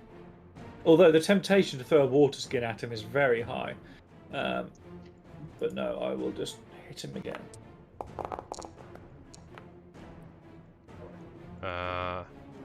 That hits, and he is dead. And I believe. No, I don't. Yeah, no, okay, I can't move that. So then I'm gonna spend my turn moving up here, and kind of as I do, I'm gonna yell out to Rusty, Rusty, prepare yourself. Fire giants are coming. And I'm just going to say to Thea, hold them off a moment, slow them down, and then that's going to be me. All right. This guy's done, so it's Rusty. Well, it's not like we expected this to be easy now, did we? Where would the fun be in that? Yeah, you can't see much outside of the cloud. You can see each other, but like within like 10 feet, it's just smoke at this point, because the whole thing's just kind of, filled with this smoke that just came out of the ground. Okay, so I'm just gonna move up until here. And then I'm gonna target this guy. I'm gonna use my Great Weapon Master and my Reckless Attack as well. Oh, wait, you're applying it to him. Let me sorry. use that I did before that you target. again. Yeah. So, no Like worries. that and like that. Yes, there you go. Now I'm gonna do it right. I will eventually get this right. It's okay. All right. Takes And only then about I'll a year just- to get used to it. Yeah, more or less, So I'm It's just not gonna this swing year. heavily twice at him. And It keeps changing. All right, yeah, that hits. Ouch. Plus 10. Oh yeah. That second one misses though, even with advantage. all right, and then he gets the extra 4 damage from the rage. Yes. All right, and seeing as I don't have anything else to do, that's gonna be me. All right, Connie. Oh, sorry. Didn't mean to do that. There we go, Connie. Yeah. Okay. So, do I see the guy? Yeah, you see him, but melee attacks are normal, but any ranged attacks will have disadvantage basically. Oh, okay. Yeah. All right. Well, cool. Let's. Especially because he's glowing, right? He's emanating light, right? So. All right. Correct. Yes. So, a spiritual weapon him with my bonus action. Mm-hmm. Doink. And I think 30 is enough. Yeah. and Dragon Slayer Longsword him twice. All right. Oh, crit. Brutal. And we'll do defensive flourish again, which is a 1d6. So he takes 2 extra damage, and I get one XP, I suppose. All right.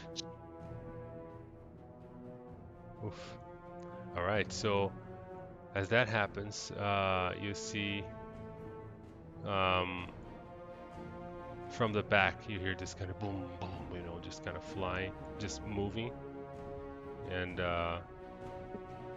you see this creature just come up here, and it stops, by the cloud, and it just grabs a chunk of rock and throws it in the middle of the cloud. I'm gonna roll a 1d4 here, so it's gonna be either Canny,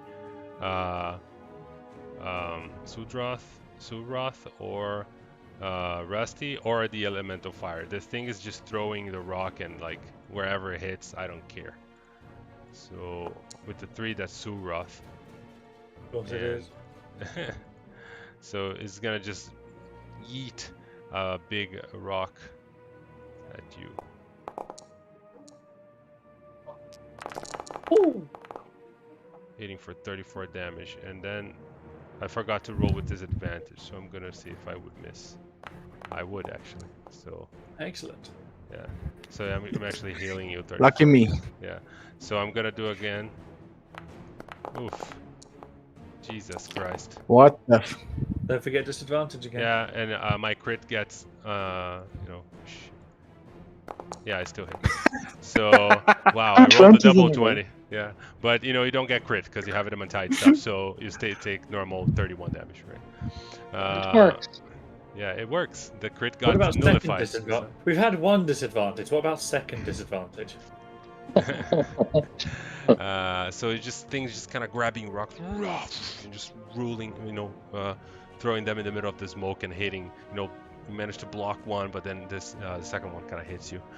And with that, the elemental turns to Kani and is gonna try and hit her, but yeah, she has like 23 armor class. Not today. This other fire giant just kind of starts to approach and kind of turns the corner over here, and with the same attitude. Well, actually, this one runs into the smoke. So he runs until he kind of bumps on Kenny there, and then the moment he does, you can see he's just kind of like ready to attack, but he cannot because he dashed. And he has no bonus action, so this is it. You see these giants are wearing some fancy armor, and they have these runes carved on their skin. You know, it looks like they have been like branded in a way, but obviously not by fire, but by something, right? Psycho. Well, range attacks have disadvantage, yes? Yes, into the smoke, you can see silhouettes basically. If I do Hunter's Mark, will that take away disadvantage? I would say that it does. Okay. Hunter's Mark. This big boy. Mm-hmm. Hunter's Mark is a bonus action. Is that not wrong? Yes, it's a bonus Okay. action. Okay. And then I shall pew. Oh shit, that's a crit. Wow, crit with... Oh, you have disadvantage. Wow, you negated it. Okay, cool. So yeah, that's awesome. 15 damage, alright. Yeah, I'm gonna... Can I put a dreadful strike into this? Yes, I can. Do I double that dice? Yeah, roll another. No. Literally another one. Okay, so that's 60, 70, 18, and one more attack. Oh, Yes. You hit it again. Yeah. Oh, I can. The Hunter's Mark doesn't automatically calculate, does it? You have to roll extra d6, right? So just roll another one because the first one already hit him. So just roll a d6. The first one hit him. Yeah, because I think when you cast Hunter's Mark, it rolled a 6 and he took damage. Got it. That's a 6 more. Alright. Yeah, he's, the arrows just go through his body and you can see it's like hitting this kind of core that keeps him animated, and it's just kind of like just losing power as it goes. There we go. Alright. The Griffin. Okay, Thea is going to swoop down and attack this fire giant with a multi-attack. So let's have... What is she going to do? She's going to do 2 claw attacks. Alright. I need to refresh really quick, but you can... What is this? It looks like it came back. Oh, it came back bugged. Alright, refreshing. They gave you hope and they took it away. Yeah, but at least this time it actually came back. I could see the image, but it was frozen. But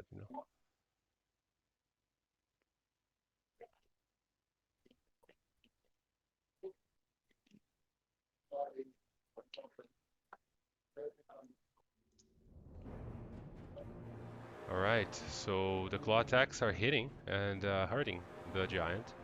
But obviously, it's a very sturdy creature, so it just kind of starts to annoy him. Yeah.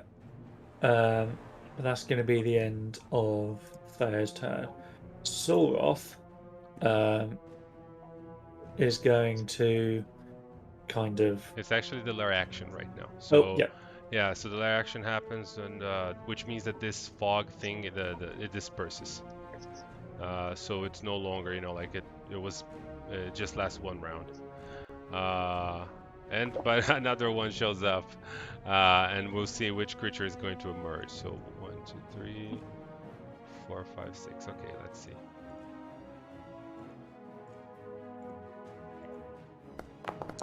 Five. 1, 2, 3, 4, 5. That's the elemental. So it's gonna now be centered in over here. Another fissure erupts 40 feet.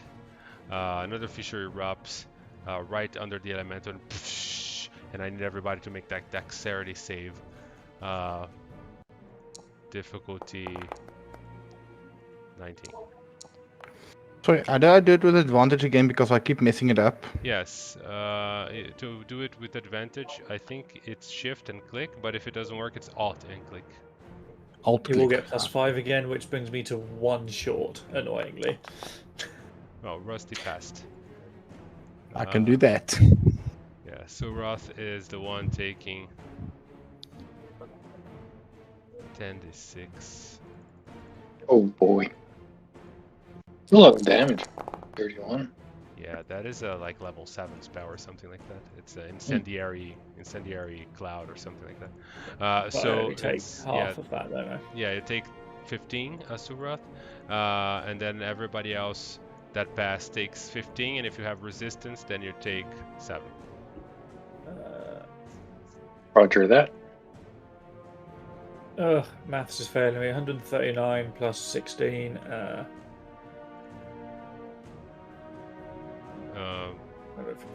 Just because it. You just- can just, Minus? by the way, you can just click your token and then right-click your token. You see your HP at the bottom. Then you can just type, type minus 15, and then it will just calculate okay. it for you. Because it did the whole. It did the whole damage. Is what it applied the whole damage. So I'll just make sure that. But you healed it. just healed. Okay, I see what you mean. Yeah, so it dealt the whole damage. I was just healing up to cancel out to deal with the Okay. resistance. But I didn't apply the damage, so you didn't take any damage. And with that, I was on 170 last turn. Did I get hit in the meantime? By the giant stone, right? Yeah, but for Oh, 30 yeah. something damage. Yeah, so yeah, just take okay. the full damage. Takes minus 30 on what you have right now, and it will be correct. Okay. Or, yeah, that works too. Hang on. Anyway, so... Yeah, There you okay. go. So you have, yeah, that's correct. Okay. Yeah. With that then. Yeah, that's now you, so you can act. Okay, so with that, Sulroth is going to say to Rusty and Carney, hold down the fort. We've got the other one. And he's going to Misty Step Mm-hmm. to here. Nice. And he is going to attack this one here with Maelstrom plus a level 2 Divine Smite. Boy. I believe I can do that in the same turn, right? Mm-hmm. Yes.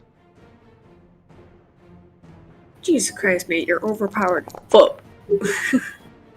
34 damage. Oh, Damn. God. Plus that 18 as well, and then I'm going to do a second attack. Oh my This God. one without the Divine Smite. Yeah, wherever that hits, hair isn't So- growing anymore. So 54 plus 18. Nice number. Yeah, you just kind of slash through this giant, and you can see just kind of, for a moment, for just a giant creature, just seems to kind of stumble back, and it was like, "Rrr," and it's like bleeding this kind of molten blood, and it just kind of look at you with this angry expression. I have missed this. Rusty. Sulroth, you glory hog. Keep some for the rest of us, mate. I left you those two. Don't be greedy. Yeah, but it's only 2. Come on, you know the deal. Are we going to be having like a Legolas Gimli count between the two of us? Oh yeah, definitely. I took 2 now. I'm on 17. Yeah. That still counts as 1. Don't was forget the dead. punchline. He was. So, are you attacking this elemental, or? I'm gonna attack the elemental, yeah. Yeah, that hits. Oof. 29. Jesus Christ. Great And Weapon Master. then, yeah, Great Weapon Master is awesome. Then just also the 4 damage on rage, because I don't know how much health he's got left. And If he's still alive, then I'll do my second attack on him as well. He's still alive. Yeah. Lucky him. Oh, and then -8 from the rage, right? Oh my god. Yeah, he's dead.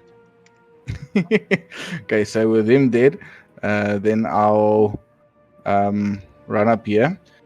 So due to the weapon master that I used dropping his health to 0, I can use bonus action for another attack then. So I'll attack him with my great axe then as well. All right, cool. Yeah, that hits. All right, and that will be it for me. All right, Connie. Yeah. Very cool. Very cool.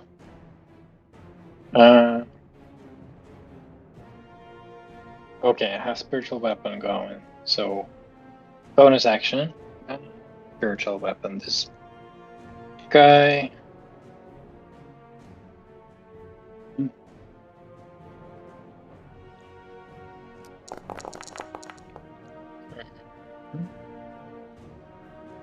Okay, why do you have so many advantages on the spiritual weapon? Because I make the attack. Ah, okay. Counts as my attack. That's my spell attack, right? True. And then I'm going to do regular ass attacks. Oh no, did I miss? You missed. Wow. I rolled 3 3s? Okay. Wow. Okay. Weak wizard. I shit you not. I was thinking, what if Daniel rolls 3 nat ones? Like, Yeah. what is the chances of that right as he rolled It's 3? gonna happen. It's gonna happen at some point. Yeah. People might think I need to have an advantage because I like to optimize. No, it's because I roll like shit. Defensive flourish. Wait, no, the master's one. Yeah, Kenny is just like, I can't remember last time I missed. Kind of. Plus 5 AC. Ooh, nice. 26. Okay. Yes. Done. This fire giant. Oh, sorry. You're one thing. I wanted to try reroll my initiative because I didn't roll it with advantage. So I wanted to see if I go higher up. So I'll just roll d20 plus 5. Sure. It's not very likely to affect anything, but it would suck if we all died because of it. No, it's fine. Yeah, all right. This giant over here in front of Suroth, is gonna try and his best to pay back, the pain that it just got caused to him. So he has disadvantage because you also have that displacement cloak, correct? Me? No, Sully. Oh, yes, I do, yeah. Yes. 20 hits. Yeah, 20 hits for 20 damage. And then he tries again. But this time, this time he thinks he got you, and then he hits the copy, and just kind of, and you can see he's a little confused. It's just like,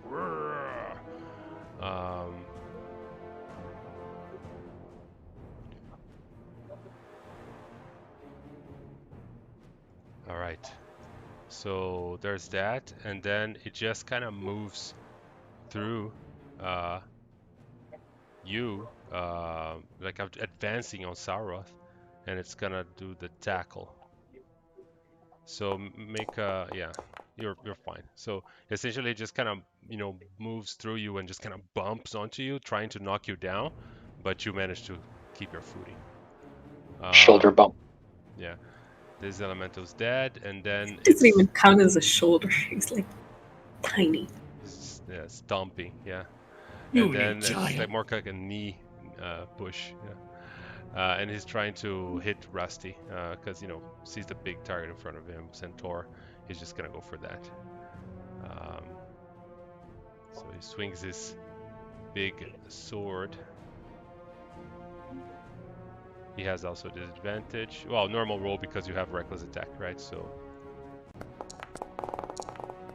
why do I have advantage? Oh, because of reckless attack. Okay. So Cancels out. Yeah, but yeah, that cancels out with my cloak. yeah. So it would still hit with the 19 because that was the first dice I rolled.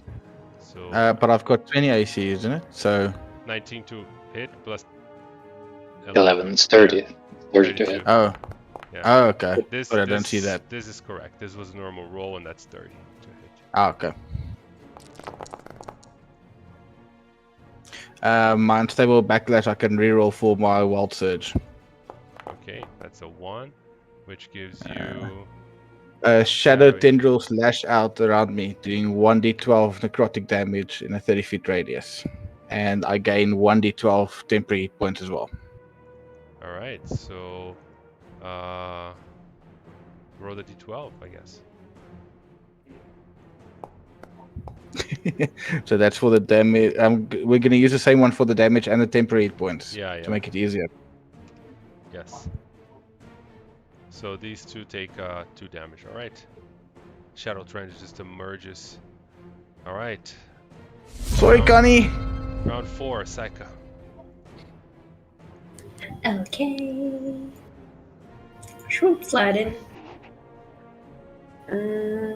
Okay, let's do this. I'm gonna mark, because I lost my hunter's mark, this guy as my favorite foe. It's lasted a whole round.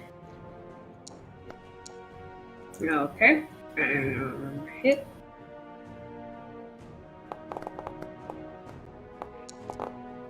Yes, that hits. They are very easy target for you, Saika.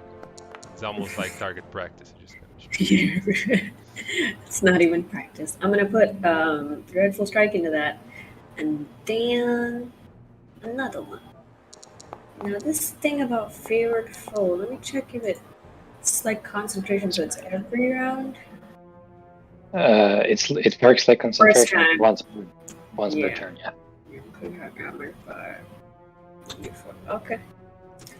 And then I'm going to use my favorite foe as a bonus action. Yeah, okay. Oh, Which you already did, right? So, I'm done. all right. The Griffin. Leia. Okay, so Leia's going to come down here behind this one and do another multi-attack. Yeah, she's, just kind of ripping apart the back of this giant and causing quite some damage on him. He's just kind of like, rah, rah, rah, just, to him it's like more like a small bird, right? Yeah, and then that's going to be it for her. All right, and that's the lair action. So I roll a d4, and with a 1. Sunshines and rainbows? No? Meteor swarm centered on a random PC. Well, fuck. When you say random, when you say random PC, do you mean Solroth? Yeah, so 1 is Soroth, 2 is Rusty, 3 is Kenny, Saika is 4. 2, that's Rusty. So what is gonna happen is this thing fades, the smoke, so you can see clearly again, just in time to see these meteor showers just kind of landing. And meteor swarms, I think it's a 60-foot radius, so it hits everyone and everything in here. I'm not even going to put a template because I'd have to cover the entire map. So the meteor swarm just... Dex save? Yeah, you have to do... I don't know if the dex save, let me confirm. Dex save, I think.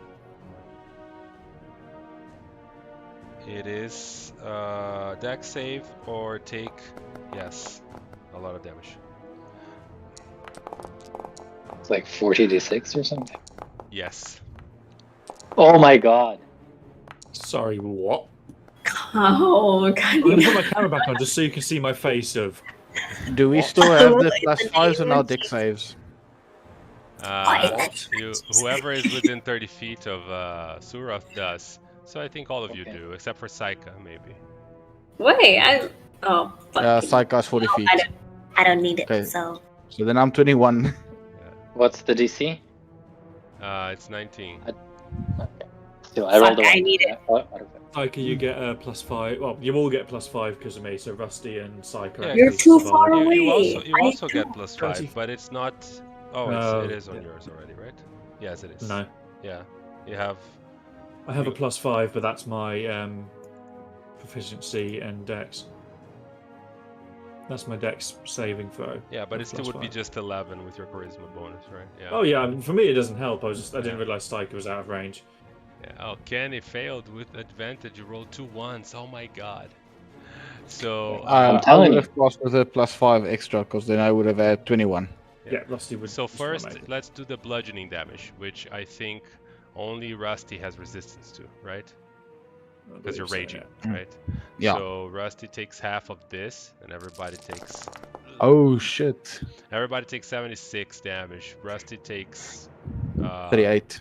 38. Yeah, I mean your brain's better than mine. So Carlos, just Hold to up. confirm, with Rusty, he's got the 16, but then he gets the +5 from my aura as well, so he would have succeeded. who would succeed? Rusty? Rusty. Yeah, I would have succeeded with the Oh. first My one. aura on saving throws, so he would have succeeded. So So he'll you take take- a quarter of that. Half of 38, Quarter. so you take 19. 19. Yeah.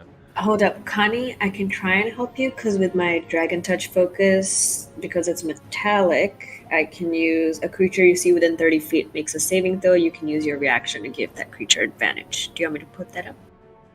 Well, he already has advantage though. I'll do a save for Thea as well, shall I? Because I just realised I didn't. Does Solroth have advantage? Who doesn't have advantage? Then Solroth, plus take 4 advantage. means I'll die. On advantage on what? The save. Your saving throw, yeah. Don't fuck it up, buddy. So I'll do one for Birdie Boy quickly. All right, you passed. So give yourself 38 HP.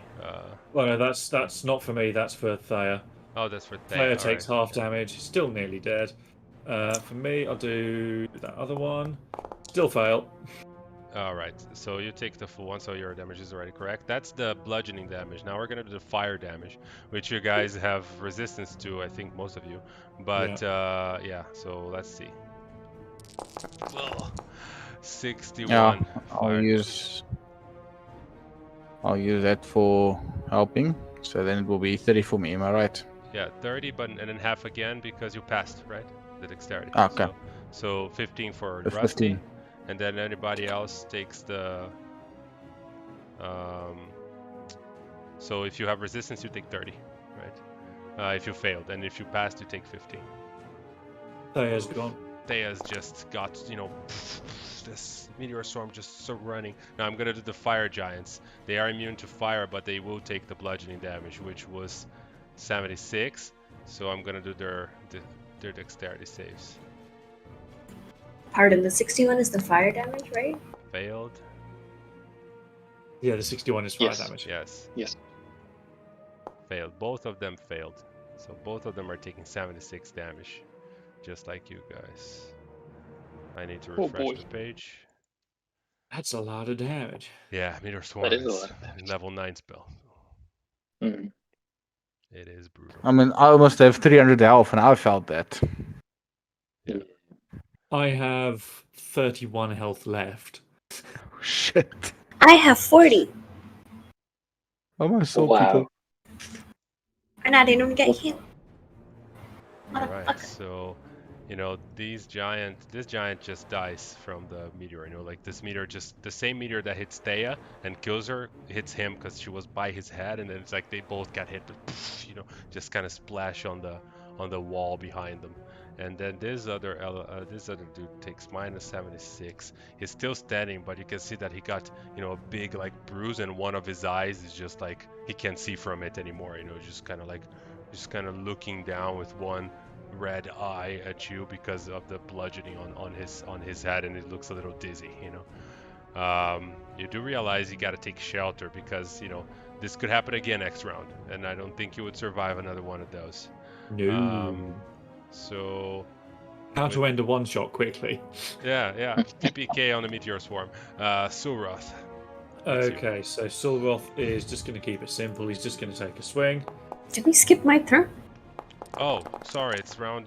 Yeah, so No, it's okay. we'll So go wrong back. you do we yours. did it. We did Psyker, then we did Thea, then it was the meteor storm. Lair action. Now Okay, it's okay. me. So True. he's going to take a second swing. I'll Oh, finish that guy off. yeah. It just kind of stab, like, oh, it's an axe, right? So it just kind of Yeah, it's an on axe, his yeah. back, and you pull back, and it just kind of Rusty, you step back a little bit so you don't get crushed. And then That ends the combat. yeah.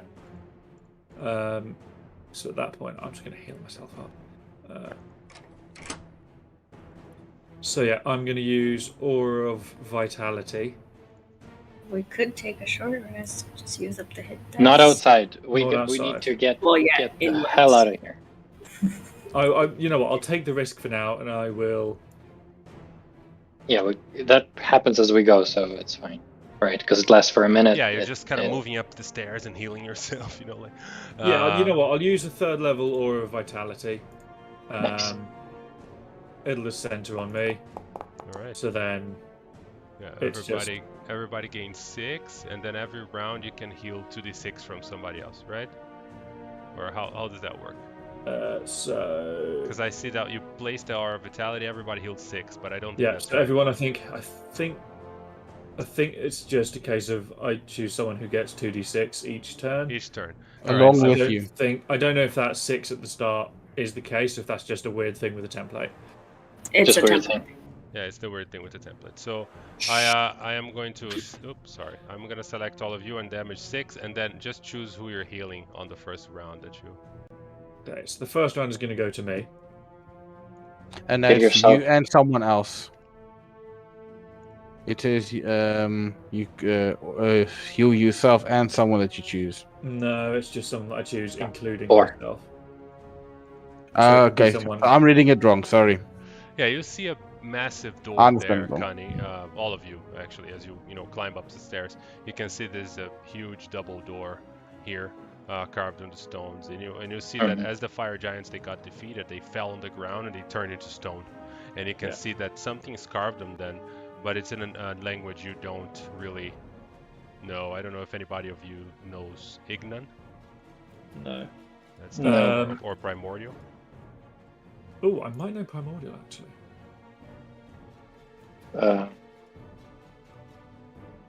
Celestial and Draconic only. Sylvan. Common and Draconic, I see. All right. So what do you want to do about that door? I'm gonna perception check. Can I hear anything on the other side first? Sure. For the healing, I'm going to take 5 of them. 33. What do my elf ears hear? Flowing lava? Basically. It's the only thing. So that's horrible. And obviously as you touch the door, it like almost burns you. It's like, Maybe not this way. Okay. but you realize that any metal in this place would do that to you. Like it's just hot because it's a volcano, right? How many are you drinking, my dude? This isn't drinking. This is the healing from the Aura of Vitality. Yeah. So if you're doing that, then another effect is gonna. Oh god. All right. So because you're just standing there drinking potions, and if all these rounds are passing, shit's happening. Right. Yeah, right. Because that's 10 rounds, right? Yeah. If Will I count undo it. what I just done then? Yeah. Because we're talking I'll as undo we're what I've moving. just done. right? Yeah. Yeah, okay, so let's see. Let's go one turn around. So Saika, listen on the door. What does everybody else want to do? I drank a potion. All right. I took that first bit of healing. Rusty, you're still kind of raging a little bit, but it's gonna fade. I don't know if you have that endless rage barbarian thing where... I do, yeah. Yeah, so you keep it. All right, so you can... Yeah, I keep the rage indefinitely. You want to try and kick the door? Because it's obviously... That's exactly what I want to do. I want to ask Psycho, does it sound safe enough to go in? It's hot and it sounds like lava. Oh, well, it's better than staying outside. Stand back, and I just go on my hind legs and I kick it with the front legs so as not to burn my hands on it. All right. Make an athletics check. We have advantage, I believe, because of rage.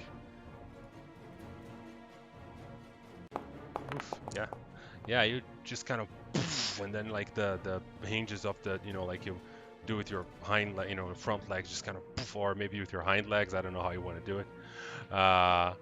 But essentially just kind of, dent the door a little bit, and then it kind of, just kind of opens, and then just drops on the ground, so you can push it, but it's this heavy stone door.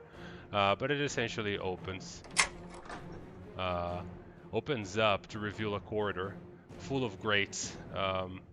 And you can see Saika with your 26 and Saika and Kenny. Both of you see that this corridor is some kind of defense corridor, right? And you can see that there are holes on the ceiling right above each of the grates. Lava traps. Okay. Any way to get across without starting the traps? We can jump, right? But do we see any pressure plates? I can roll a perception check. Sure. I'll help. Or investigation, whatever. Investigation. Perception's fine? Yeah. Well, both work. I mean, perception, Okay. I think, is probably higher. So. Yeah. So you notice some kind of mechanism on the grate itself, but not on the stone areas. Okay. I'll just say avoid the grates, and then I'll fucking teleport. I'm just gonna jump. Consume? Jump. Yeah. Oh, it doesn't work like Misty Step. Okay, but Jump. that's what it does. All right. Zoom. Yeah. Then Yeah. I'll Mage Hand. Yeah, you're jumping and it's fine. Nothing is going on, so you're avoiding it. Mhm. So Sulos can heal himself another round for this. Yes. So the door, I'm assuming the last person is gonna close it, right, to avoid any crazy things going Yeah. on. Yeah. All right. And then I see nothing. yeah. So you open this other door and you close it behind you, and you're like, all right. So then you can apply your healings there, as you spent a few seconds just to take those potions and and do the aura of vitality thing. So how many healing you got, you can apply now. Okay, so I'm going to take the 27 for myself. Saika, you can have that 22. I'll take it, good sir. And then, so that was 8 of them, because there's 10 rounds in it, obviously. So then, these last two that I'm going to do now, these last 2 rounds, they can go to Rusty. Okay. I'll also cast Aid now that we're inside. The first thing I do is I cast Aid on myself, Saika, and Dragon. All right. Boy. All right. So as soon as you get through the door, kind of lean against it, and you just kind of focus on your spells and you cast, and you realize that you are in this fortress. So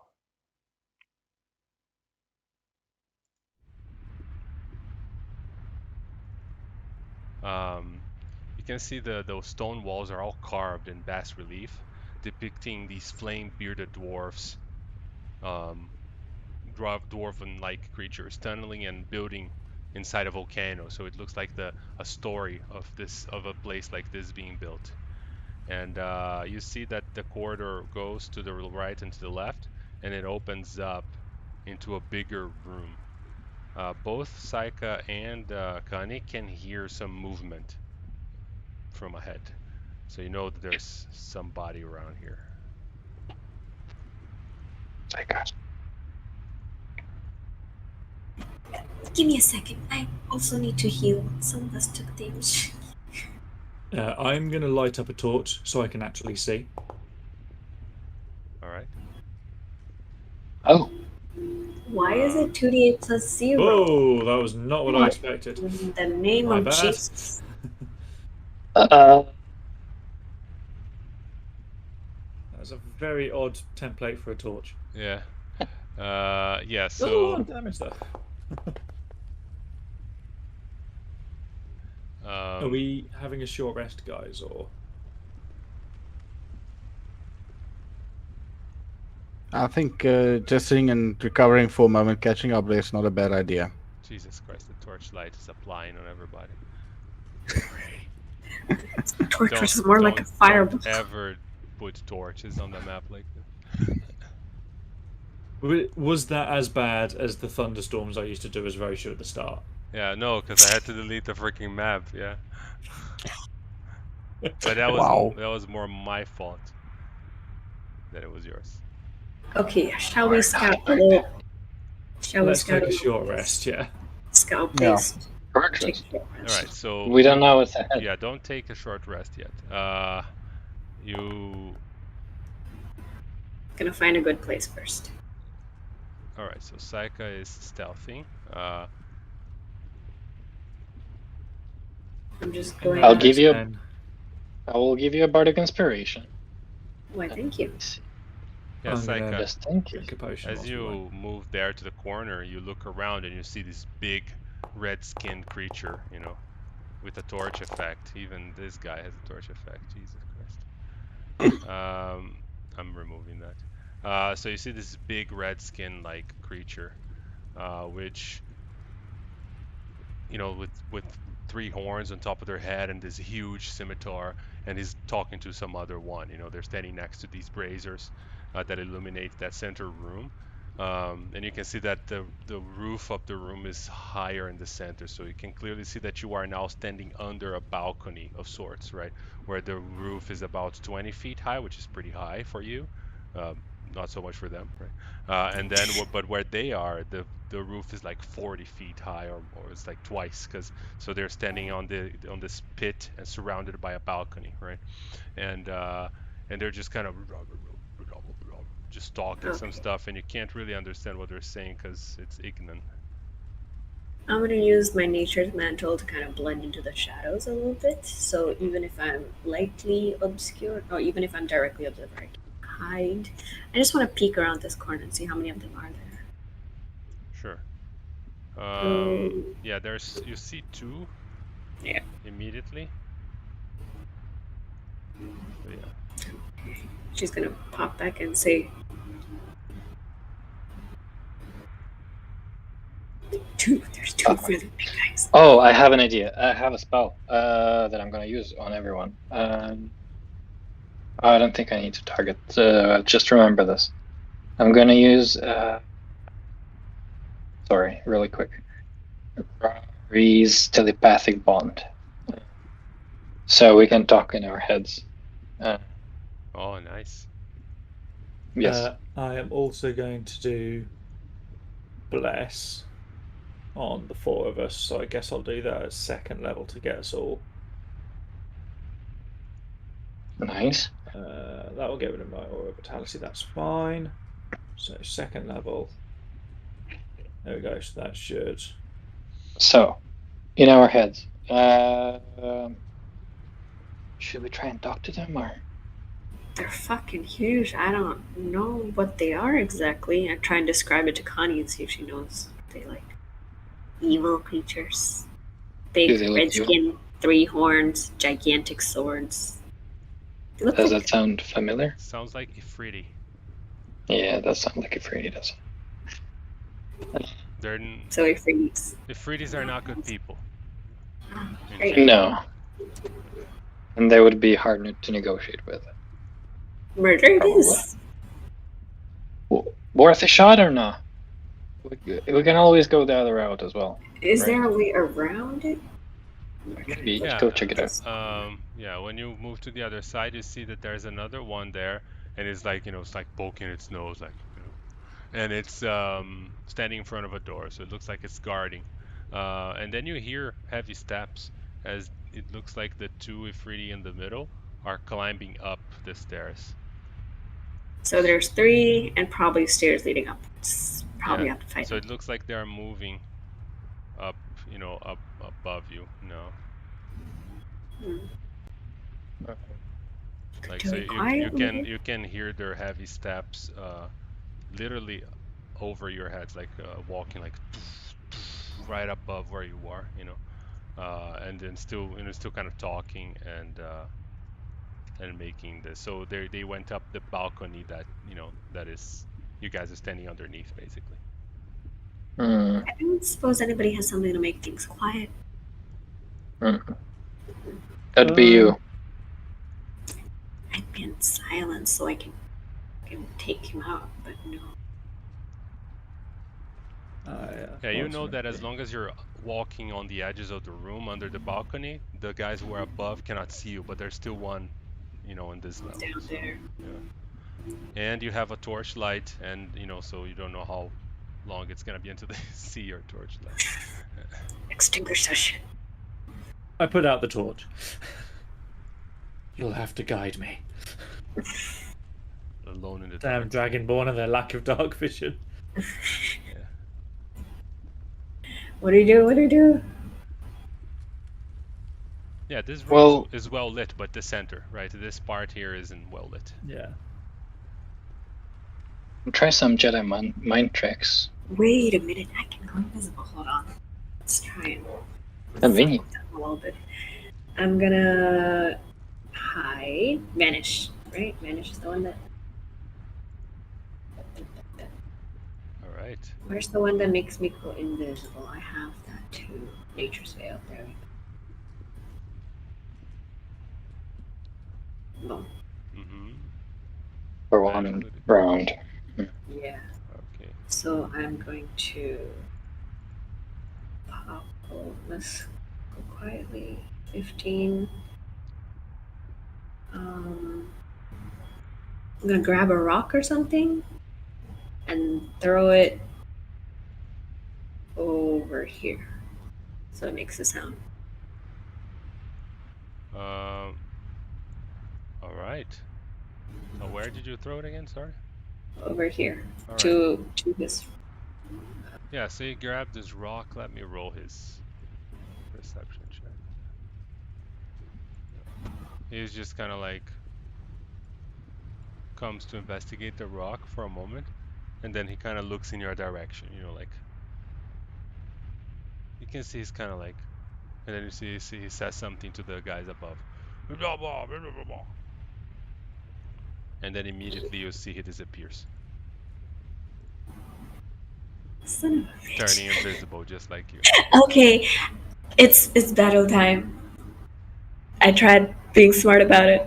Unfortunately, I have 8 intelligence, so. Oh, well, you threw the rock and he noticed it, but he also noticed where it came from. So it's like that rock flew over here. This is not right, So he doesn't see you, but clearly he got apprehensive and turned invisible. And he went invisible. So you can still kind of like. Oh, he's not invisible to me. I can still attack him. He's not invisible to you?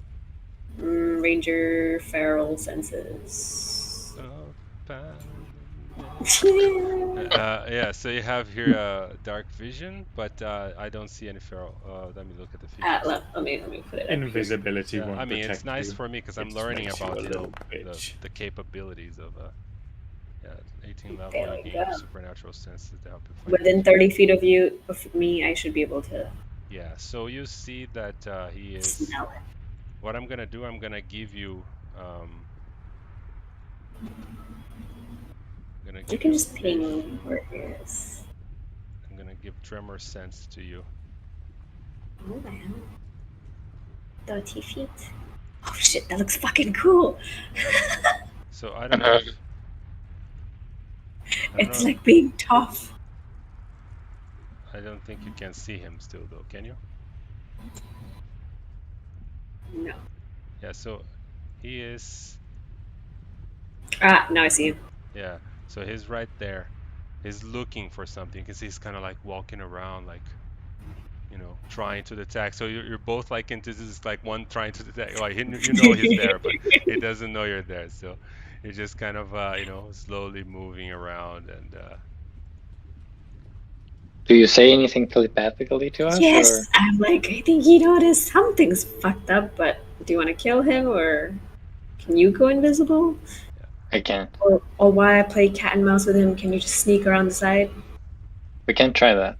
Okay. Probably not going to be very good, but we can I try. have a centaur and a dragonborn.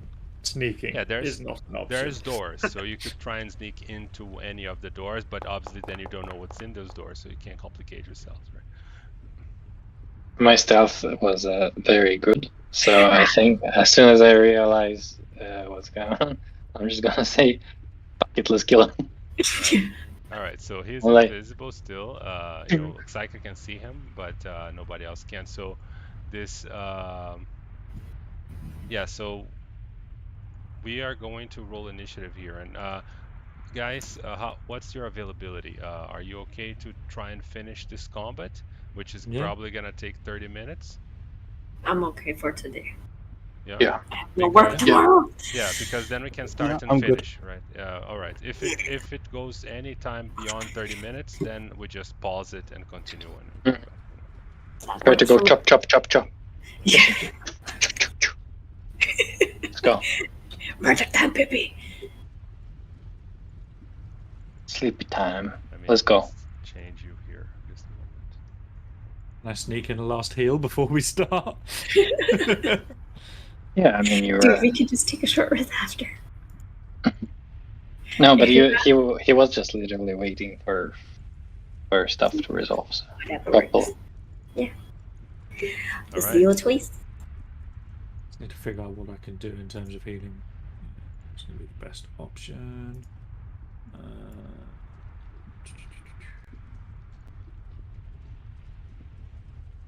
All right. So we will roll initiative here. Roll another d20, Connie, because of the advantage. I think it rolls as with advantage automatically now. Yes, it does. Yeah, 17. All right, cool. So I'm supposed to give advantage on initiative as well. you also I have it. did. Yes, I can see you rolled. I did it. Yeah, you rolled a 4 and a 7. Oh, that share on my side. Awesome. Sorry. Yeah, Bad. not too All bad. right. So Saika, you see that there's a guy right here. I'm gonna pop him visible for you. For some reason, when I give him the invisibility condition, he disappears, which shouldn't happen when you have tremor sense. But Yeah, I'm not gonna troubleshoot this right now because I don't. that's okay. So, All right, buddy. And since I'm hidden, technically, I think I get advantage on my attack. you do the first one at least. You get advantage, and you also notice that the Ifrit that were upstairs, they disappeared as well. Okay. That's fine. That's fine. Dreadful strike, please. That's 9 Gee. plus 4 plus. Let's do fearful. Yeah. And I think my invisibility drops because I attacked. Yes. I'd be like, motherfucker. Oh, That's sorry. what I would- Just remove from yourself because I removed it and you gave it yourself. Yeah. There we go. And second. Oh, that's a nat one. Wait, I have Bardic Inspiration. How much do I add to that? 16? And that one always misses. Doesn't matter. Okay. Yeah, that guy gets hit and he just kind of like looks angry. And then, you know, these from the top balcony, you see a Ifriti, you know, just emerge from behind this kind of like little wall that they have there, and then it's like, you know, it was invisible, and then he just kind of attacks you from a distance, hurling flame at you. So you hurl 2 flames at Psycho. Crit.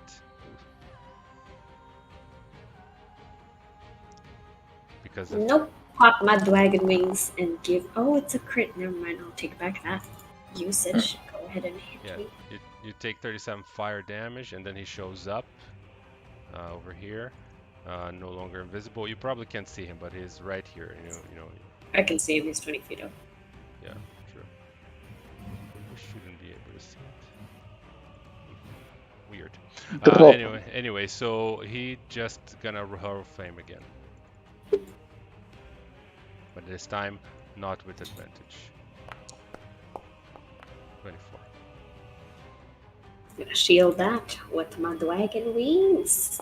So 25. Alright, so that one misses, so I'm gonna heal you 14. Alright, so he just kind of rolls these two flames, and that's his turn. Then it's the turn of the one that is on the other side, who shows up over here as well, out of invisibility. And similarly, it's gonna hurl flame. Ah, my founder's bugging. Just give me a second. He's okay. Oh, I'm sorry. Okay, hurl flame, 1. Clear chat, maybe? That's fine. Just hit me. Hit me. Why are they so good at hitting? You're fire resistant, but remember. Yeah, she's taking half. She's taking 14, she takes 7, and so on. Right? Yeah. Mhm. So I can see on the calculations here that the resistance Mm. is applying. Yep. I was gonna say maybe clear chat, Carlos, if Yes. it's rolling slow and stuff. Yeah, it's I had to just refresh my page because my graphics froze. All right, so Oh, I am clear chat now. So, all right, so this guy hits you twice with the hurl flame, same way. That's his turn. And then it's Cunny. You see, that Saika's getting assaulted from all directions there. She hit one guy, but then flames came from both directions over her. Mm-hmm. All right. Don't hurt my friend. Spiritual weapon, 2nd level on this bad boy. And oh Jesus. Yeah, that hits. Okay, and I'm gonna run out. Okay, that was what should I call it? That was a spell, so I can't do that. So I'm gonna do this instead. I'm gonna run up. Yeah, that guy is above 20 feet. Oh, that guy is above on this. Okay, on the right I got side. you. Yeah, on the left side, he's right here. Yeah, this guy. Okay, is okay, above. okay. Yeah. Then yeah, sorry, I didn't see the marker. Yeah, so that I can see them, I'll stay in the middle then, and I'll attack this guy with advantage. Okay. Boom, and Oof. Yeah. boom. I'll do a defensive flourish again, which is 4 extra damage to him and 4 extra AC to me. Nice. Okay. Yeah, he took the damage, so we just consider you have 25 AC now. All right. Yes. Rusty. That's it. Oh, sorry. Is there anything else? No, that's it. That's it. All right. Rusty, you see that fight's breaking down in the middle of the room. Your friends are getting assaulted. What do you do? Alright, so I'm like, as I'm moving, I'm like, Saika, are you okay? Are you still living? I don't die that easy. That's He's got good to one know, shot my next friend. round. Shut your fucking mouth. You shut your fucking mouth. You know I have a weakness. Oh, okay. So I move up to here. I will. I'm gonna rage, reckless attack, and great weapon. So I'm just gonna initiate all of them quick. So they're on again. Oh, I don't see it. I'm gonna give you the effects, no worries. Rage. Reckless and then attack and great weapon master. working on it. Reckless attack. Weird that it's not showing. Great weapon master. There we go. So just do your attacks. Alright. So it will be on that guy and just straightforward attacks for now. Ooh, wee. Oof, 28. Yeah, boy. Oh my god. Brutal. All right, so you just kind of slash through that guy, and then he tries to parry your attack. You just twist it around, in his torso, and it's just like he realized like he's fighting, somebody that has Experience. yeah, above his level. Yeah, it's just like okay, I'm losing this shit. After the last slash, I just hold my hand axe or my double axe up to him with one hand, like, "You're gonna die today for hurting my friends." You can see a little bit of confusion on his face, and then he just kind of, and it looks like there's a language barrier. But yeah, he gets your intention, I'm sure. Just do this. I'm sure he'll I think understand. he felt my intention. Yeah, he felt your intention in his belly. Yeah. Suroth, you hear the sounds of battle from both sides of the corridor. Choose one. Okay, so being unable to see anything, the only logical thing to do is get some more damage. Oh no, that's concentration. That's going to end blessed. Damn it, I'm not going to do that then. I am going to run this way. I have literally no idea how far. That's a wall there apparently. I see light. I'm going to go there. Okay. And so with that, About surge, we forgot about that. let's see. With that, I am not going to do it. Why has everything got to be a bloody concentration spell? Welcome to being a paladin. Welcome to my life. Everything in the paladin list is concentration, so that you get hit Yeah. and lose it. Yeah, it's stupid. So I'm going to Like make they use wanted a of. paladin to be a cleric, but forgot. Yeah. I'm going to make use of a Misty Step. Unfortunately, it's going to have to be a 3rd level. It's got no more 2 2nd level spell slots. I'm going to appear next to this guy. Mm-hmm. And I'm going to... which one is it that you were threatening, Rusty? Is it the one I'm The next one to right in now? front of you. Yeah. Yeah. Yeah, okay. I'm going to turn to that guy and say, well, you heard him. You got to die. And I'm going to hit him with Maelstrom. With a... I'm just going to use a 1st level Divine Smite on that one. And then a... Yeah, I'll just go for a 2nd attack with Maelstrom. Which misses, damn. That misses. Okay. Yeah. That does include Bless. Okay, that's it then. All right. Yeah, he looks. But I he can looks see! rough. Yeah. It's him now, I guess, right? Yeah. Yeah. So it's his turn, and immediately you can see that he just kind of like gets stabbed by Rusty, and then suddenly a Dragonborn teleports next to him, starts to slash with his holy sword and smiting him, and it just kind of like starts to cast a spell. I don't know if anybody wants to counter it, but he's looking like this. I counter it with my axe. No, but I don't know if you have counter spell, any of you, but he's gonna cast a spell. Go for it. He casts Plane Shift and fades out.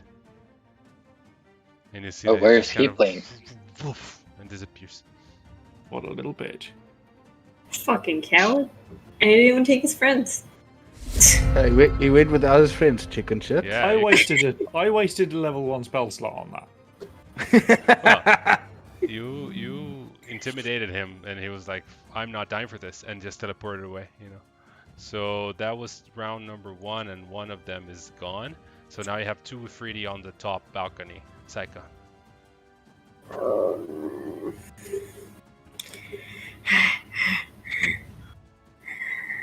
I'm just gonna shoot him. Fucking hell. Pew. Third full strike. That hits for 7, and then another 3. Okay. That also hits. Even with cover, they are. I think you also ignore, right? Do you have sharpshooter or no? No. No, but yeah, it will still hit. Should have. 31 and 32. Yeah, they don't have that much hurt. Then I'm going to go invisible. Alright. Can I remind you of something? Don't get mad at me. But you have extra damage, level 20 feature, Foe Slayer. You can add your wisdom modifier to attack or damage roll on your attack. Foe Slayer's only on favored foes. Oh, is it? Yeah. One of your favorite enemies, so I guess it has to be combined with the favored foe thing. Yeah, right, because you just swapped out. Yeah. Oh, got it. Alright. Okay. Goody. And then I'm Alright. gonna get out of there. Okay. Well, you're more in the middle now. They still can normally hit you. But remember, you guys In can this just You can go up the stairs if you want. Oh yeah, you're invisible. That's true. Oh. There you go. Pretty. This Ifrit over here, it's gonna aim at. Well, it doesn't know that you have 25 armor class, Kenny, so it's gonna try and hit you. It doesn't realize that your dancing is a defensive stance and it's just hurling flames at you. Hurls the first one, you dodge, and it hurls the second one. Oh my god. And it wouldn't hit even if you had like ridiculous AC. So that's what it does, and then the second one, well, actually it moves over here after doing that. And then the other Ifrit is gonna hurl flame at Suroth.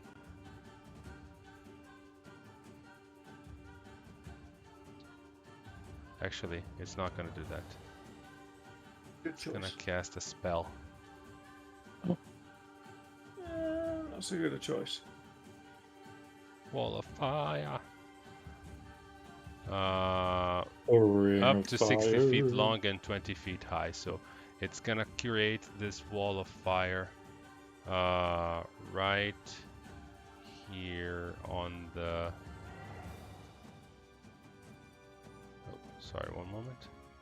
It's gonna do this essentially. Just look at the entire room. Oh, okay. Yeah. So it's blocking. It's isolating Rusty and Soroth. Please make dexterity saving throw, both of you guys. Rusty has advantage as usual. Oh, did I just pass the dex save? Yeah, the difficulty of them is 15, so you did pass. It's a miracle. You won't see it again. So you take 15 fire damage, and if you have resistance 7, right? As you take half of that, and then, but you know it's a wall. So if you keep standing there, on this side of the wall is the flammable side, right? The side that you guys are in. It circles around and hits the wall even under the balcony. So you kind of have no exit except for the door.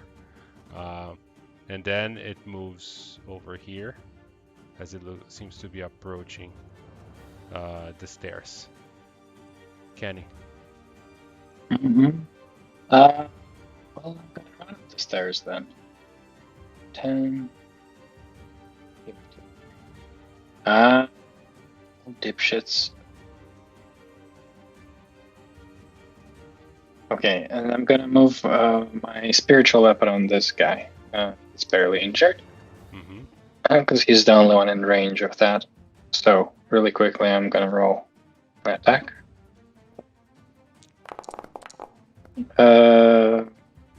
And then I'm gonna hit this guy twice.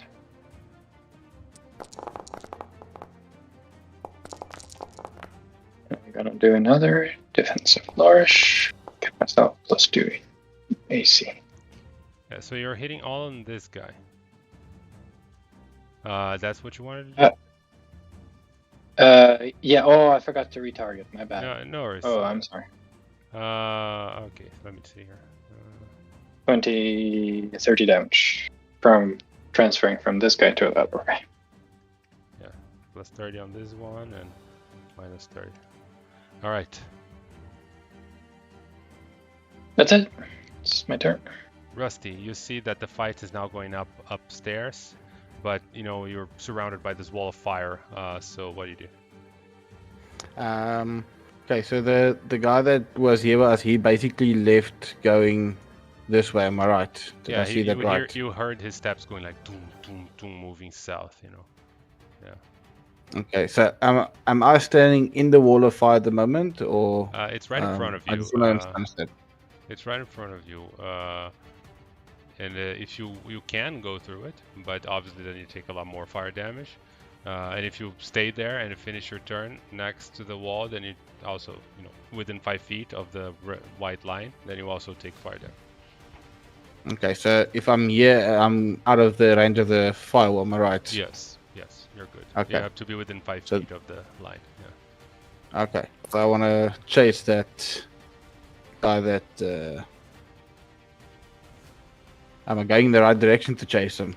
Yeah, He's upstairs, so you'll have to have to climb go. up. Yeah, have to go around and go up the stairs on the other side. Yeah. I To don't avoid see the the stairs on this side. It's here, but you have to go around first. Ah, okay.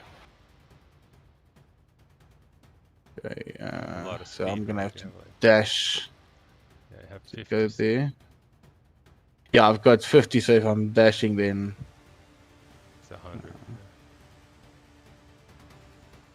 Yeah, now you're getting back to the center room, and the stairs are over here, right? These all are. right.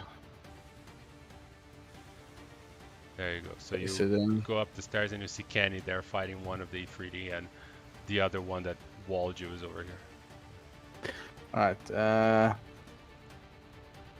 Okay, so then I'll go up until here. Since I dashed, then can I still use a bonus action or not? I've never had to dash Yeah, before, so I'm gonna say you can because he actually failed his concentration check, which I didn't roll, okay. and the wall just went down. So technically, we could have just gone up the stairs, you know. Oh, okay, so I actually could have So covered you up. have Yeah. you have enough movement. So you just do your stuff. Okay, so The if wall's I gone. actually See it came from that side and I came up here, sorry, Yeah, you would be on this other side. I'm. Yeah, sorry, I'm gonna. There you go. Thank you. All right, so then it would have actually only been about 20 or 30 feet. All right. Yeah. Okay. Damn, not enough feet. Okay. So as I come to him, then I'll just hit him with both my attacks. Yeah, that hits. Oof. 25, so 50 damage on one round. Okay. And then the 8 damage for the rage. Oh, yep. Yeah, and that's it. All right. Suroth, everybody's going upstairs. The wall of fire disappeared. I'm also going to head upstairs. I see nobody. That makes no sense. 1 second.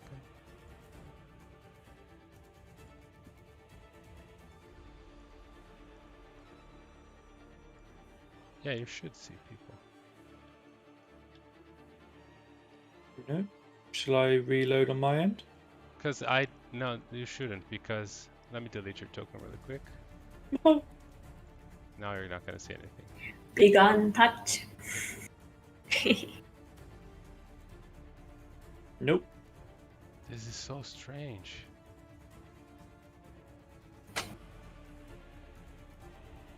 Does he not have levels permission or some shit like that? There we go. Uh-huh. I see everyone now. Okay, it was the light thing. I will fix it. Fair enough. Can you put me back in the combat order, please? Yes.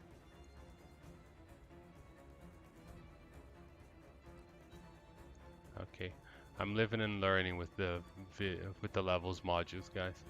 I'm honestly starting to think it's not worth it. It's no stress. It's all. Okay, adding you to the initiative again, and rolling, and you're right after Rusty, right? So yeah, I'm gonna give you 8. Right. So what do you do? Okay.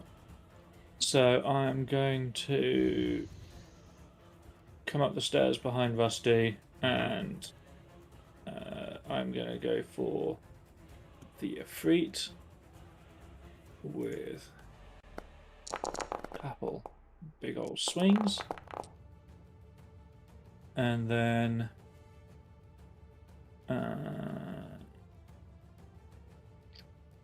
who else needs everything else is a concentration. That'll be it. Yep. All right. Psycho. Climbing up the stairs. Climbing up the stairs. Do I just move through this wall? Oh, thank you. Alright. I'm going to bonus action Misty Step. Okay. Over here. Oh, technically I'm still invisible, but I don't know how you want to do this. I'm gonna do lightning arrow. Oh no, wait, I can't cast 2 spells. Fine. Guess we'll do this the hard way. Longbow. And dreadful try. That hits. Oh, you're shooting the guy far away, right? So you're no longer invisible. Mm-hmm. I won't be standing so close to this guy then. Yeah. And then another one. Ouch, crit from that one. Okay. Yeah, that one. Yeah, he's looking rough as well, that guy. This one over here, you know, it turns to Connie and it's gonna try and hit with this scimitar. Missing, Best of luck. and then missing again. Not today. Yeah, he realizes it's just kind of, and you're just kind of like, you know, just dodging him kind of easily, and it's just like, what the fuck is this dance? Yeah, literally can foresee his movements a few seconds before they happen. So. Yeah, Jedi style. It is. Yeah. All right. He's just going full Gangnam style. This other one over here, is going to cast gaseous form on himself. See us, bitch. And then Someone's been eating their beans. you can see this, it just kind of flows, you know, and goes through under the door here. You see the mist goes like, and just kind of flees into that door. And that's his turn. Connie. Okay. So then I'll move my spiritual weapon to him and attack him. So that's to the one in front of you, right? Yeah. All right. Yeah. Bonus action, spiritual weapon. Action. Yeah. Attack. Critical. I'm gonna do expend a bardic inspiration on this flourish. I'm gonna do defensive one. So I don't know, that doesn't apply damage, does it? Did he just take 8 damage or no? Yes. He did? Okay, then he just takes extra d12 once, which is a 12. And I get 12 AC. Well, 33. Damn. He got owned this round, this dude over here. Just the sword is just kind of spinning and swirling, and he's trying to dodge, and it's not working, you know. Yes, and I have 33 AC. Okay. 33 AC. I can What hit the you. fuck? I can hit you with a dragon or something. Rusty. Yeah, or something. All right, so first when this guy started disappearing, I wanted to go after him. We just do decently, and see that he went onto the door. I turn around, it's like, okay, it's time for one of these guys to die. They're a bunch of cowards. And then I rush over to him. Mm-hmm. And I'll go twice with my great axe, and then Oh my god. with my hooves as a charge ability on my bonus action. Damn. So that would be 12 damage from rage as well. Yeah, and what's your wild surge that you had? Do you know the effect? The effect is if they attack me. Oh, okay. Since none of them attacked me, since it was activated like the Yeah. fudge. That guy's looking rough. So rough. So I'm gonna. I don't have enough movement to get through them, do I? No. In that case, then. There's not much I can do, really, because my breath weapon is going to hit them as well, isn't it? So. I mean, hitting Ken is pretty hard, but yes. I mean, that is a very fair point. So, with that in mind, I am going to entirely ignore the fact that she's there. Hoping she can predict that too. Yeah. Make a dex save, can you? Yep, working on it. Yep. All right. You dodge it, so you take 16 lightning damage. As you know, a little bit of it just kind of, you know, from the Ifriti in front of you, and from, you know, the lightning just kind of, you know, on your armor, just kind of through your swords. You are wearing a lot of metal, so ends up kind of Fair enough. Yeah, 15, but you dodge most of it. The Ifriti just dies. And the Ifriti gets fried completely. Yeah, and just kind of, you know, and that ends the combat here because the other one escaped into the room, so it's more like a roleplay thing now. So I think this is it. We can end here, guys. It's 10:25, exactly half an hour. So thank you for sticking around with me. I hope you guys are enjoying this. You guys are super badass, but yeah. Absolutely, yes. Yeah. So much fun. Yeah, this is awesome. I am happy I can actually challenge you guys at this level, which, you know, kind of. Well, you nearly killed me in the first combat. So. Yeah, I mean, it's like challenge us, like take half of our health away, and the one goes like, "Fuck." Yeah, you know, that's the thing. You know, that's what I was telling you. The mid to high levels, for 8 to 13, 14, they are hard for me. But then after that, I have tools, right? I can throw Ifriti and meteor swarms and stuff on you guys, and you guys can just kind of like, you know. Anyway, so I'll see you guys. And we didn't. None of us tried to break the game. Most importantly, you know, it could have been wizards with simulacrums. There's the one with 33 AC. Says the one with That's just game mechanics, guys. I didn't, you know, I could be a force player with immunity to fire, resistance to all damage, or infinite blade singers with a, you know, wizard wish simulacrum. True. Don't worry about it.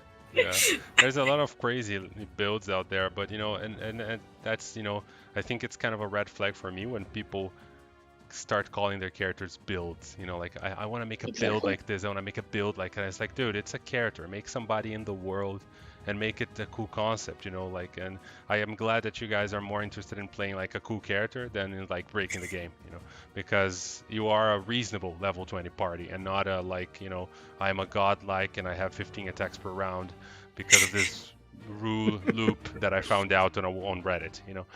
So responsible power gaming. Yeah, exactly. Yeah. Okay. I have realized now I've made a huge Good night, mistake. everyone. See ya. Thank you, man. Not calling my character Grease just because of the lightning. Grease lightning. Nice. If this was Pathfinder and there was the grease spell, I would take nothing but grease and electricity and anything that allowed me to set grease on fire. Or not, electrify rather, and just become the living embodiment of grease lightning. You realize I would be the one chucking the grease balls. Grease lightning. Psychic damage.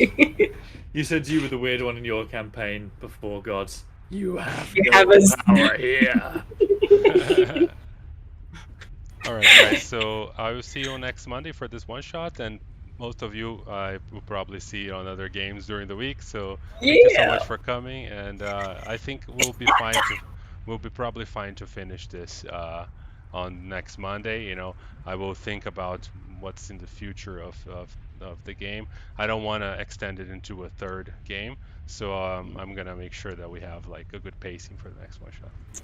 Okay. Right. See you later. Carlos, I'm going to drop you a Thanks, quick guys. message about the Thursday game that you are doing at the moment, because I may or may not be able to join again. I don't know yet. I'm just going to drop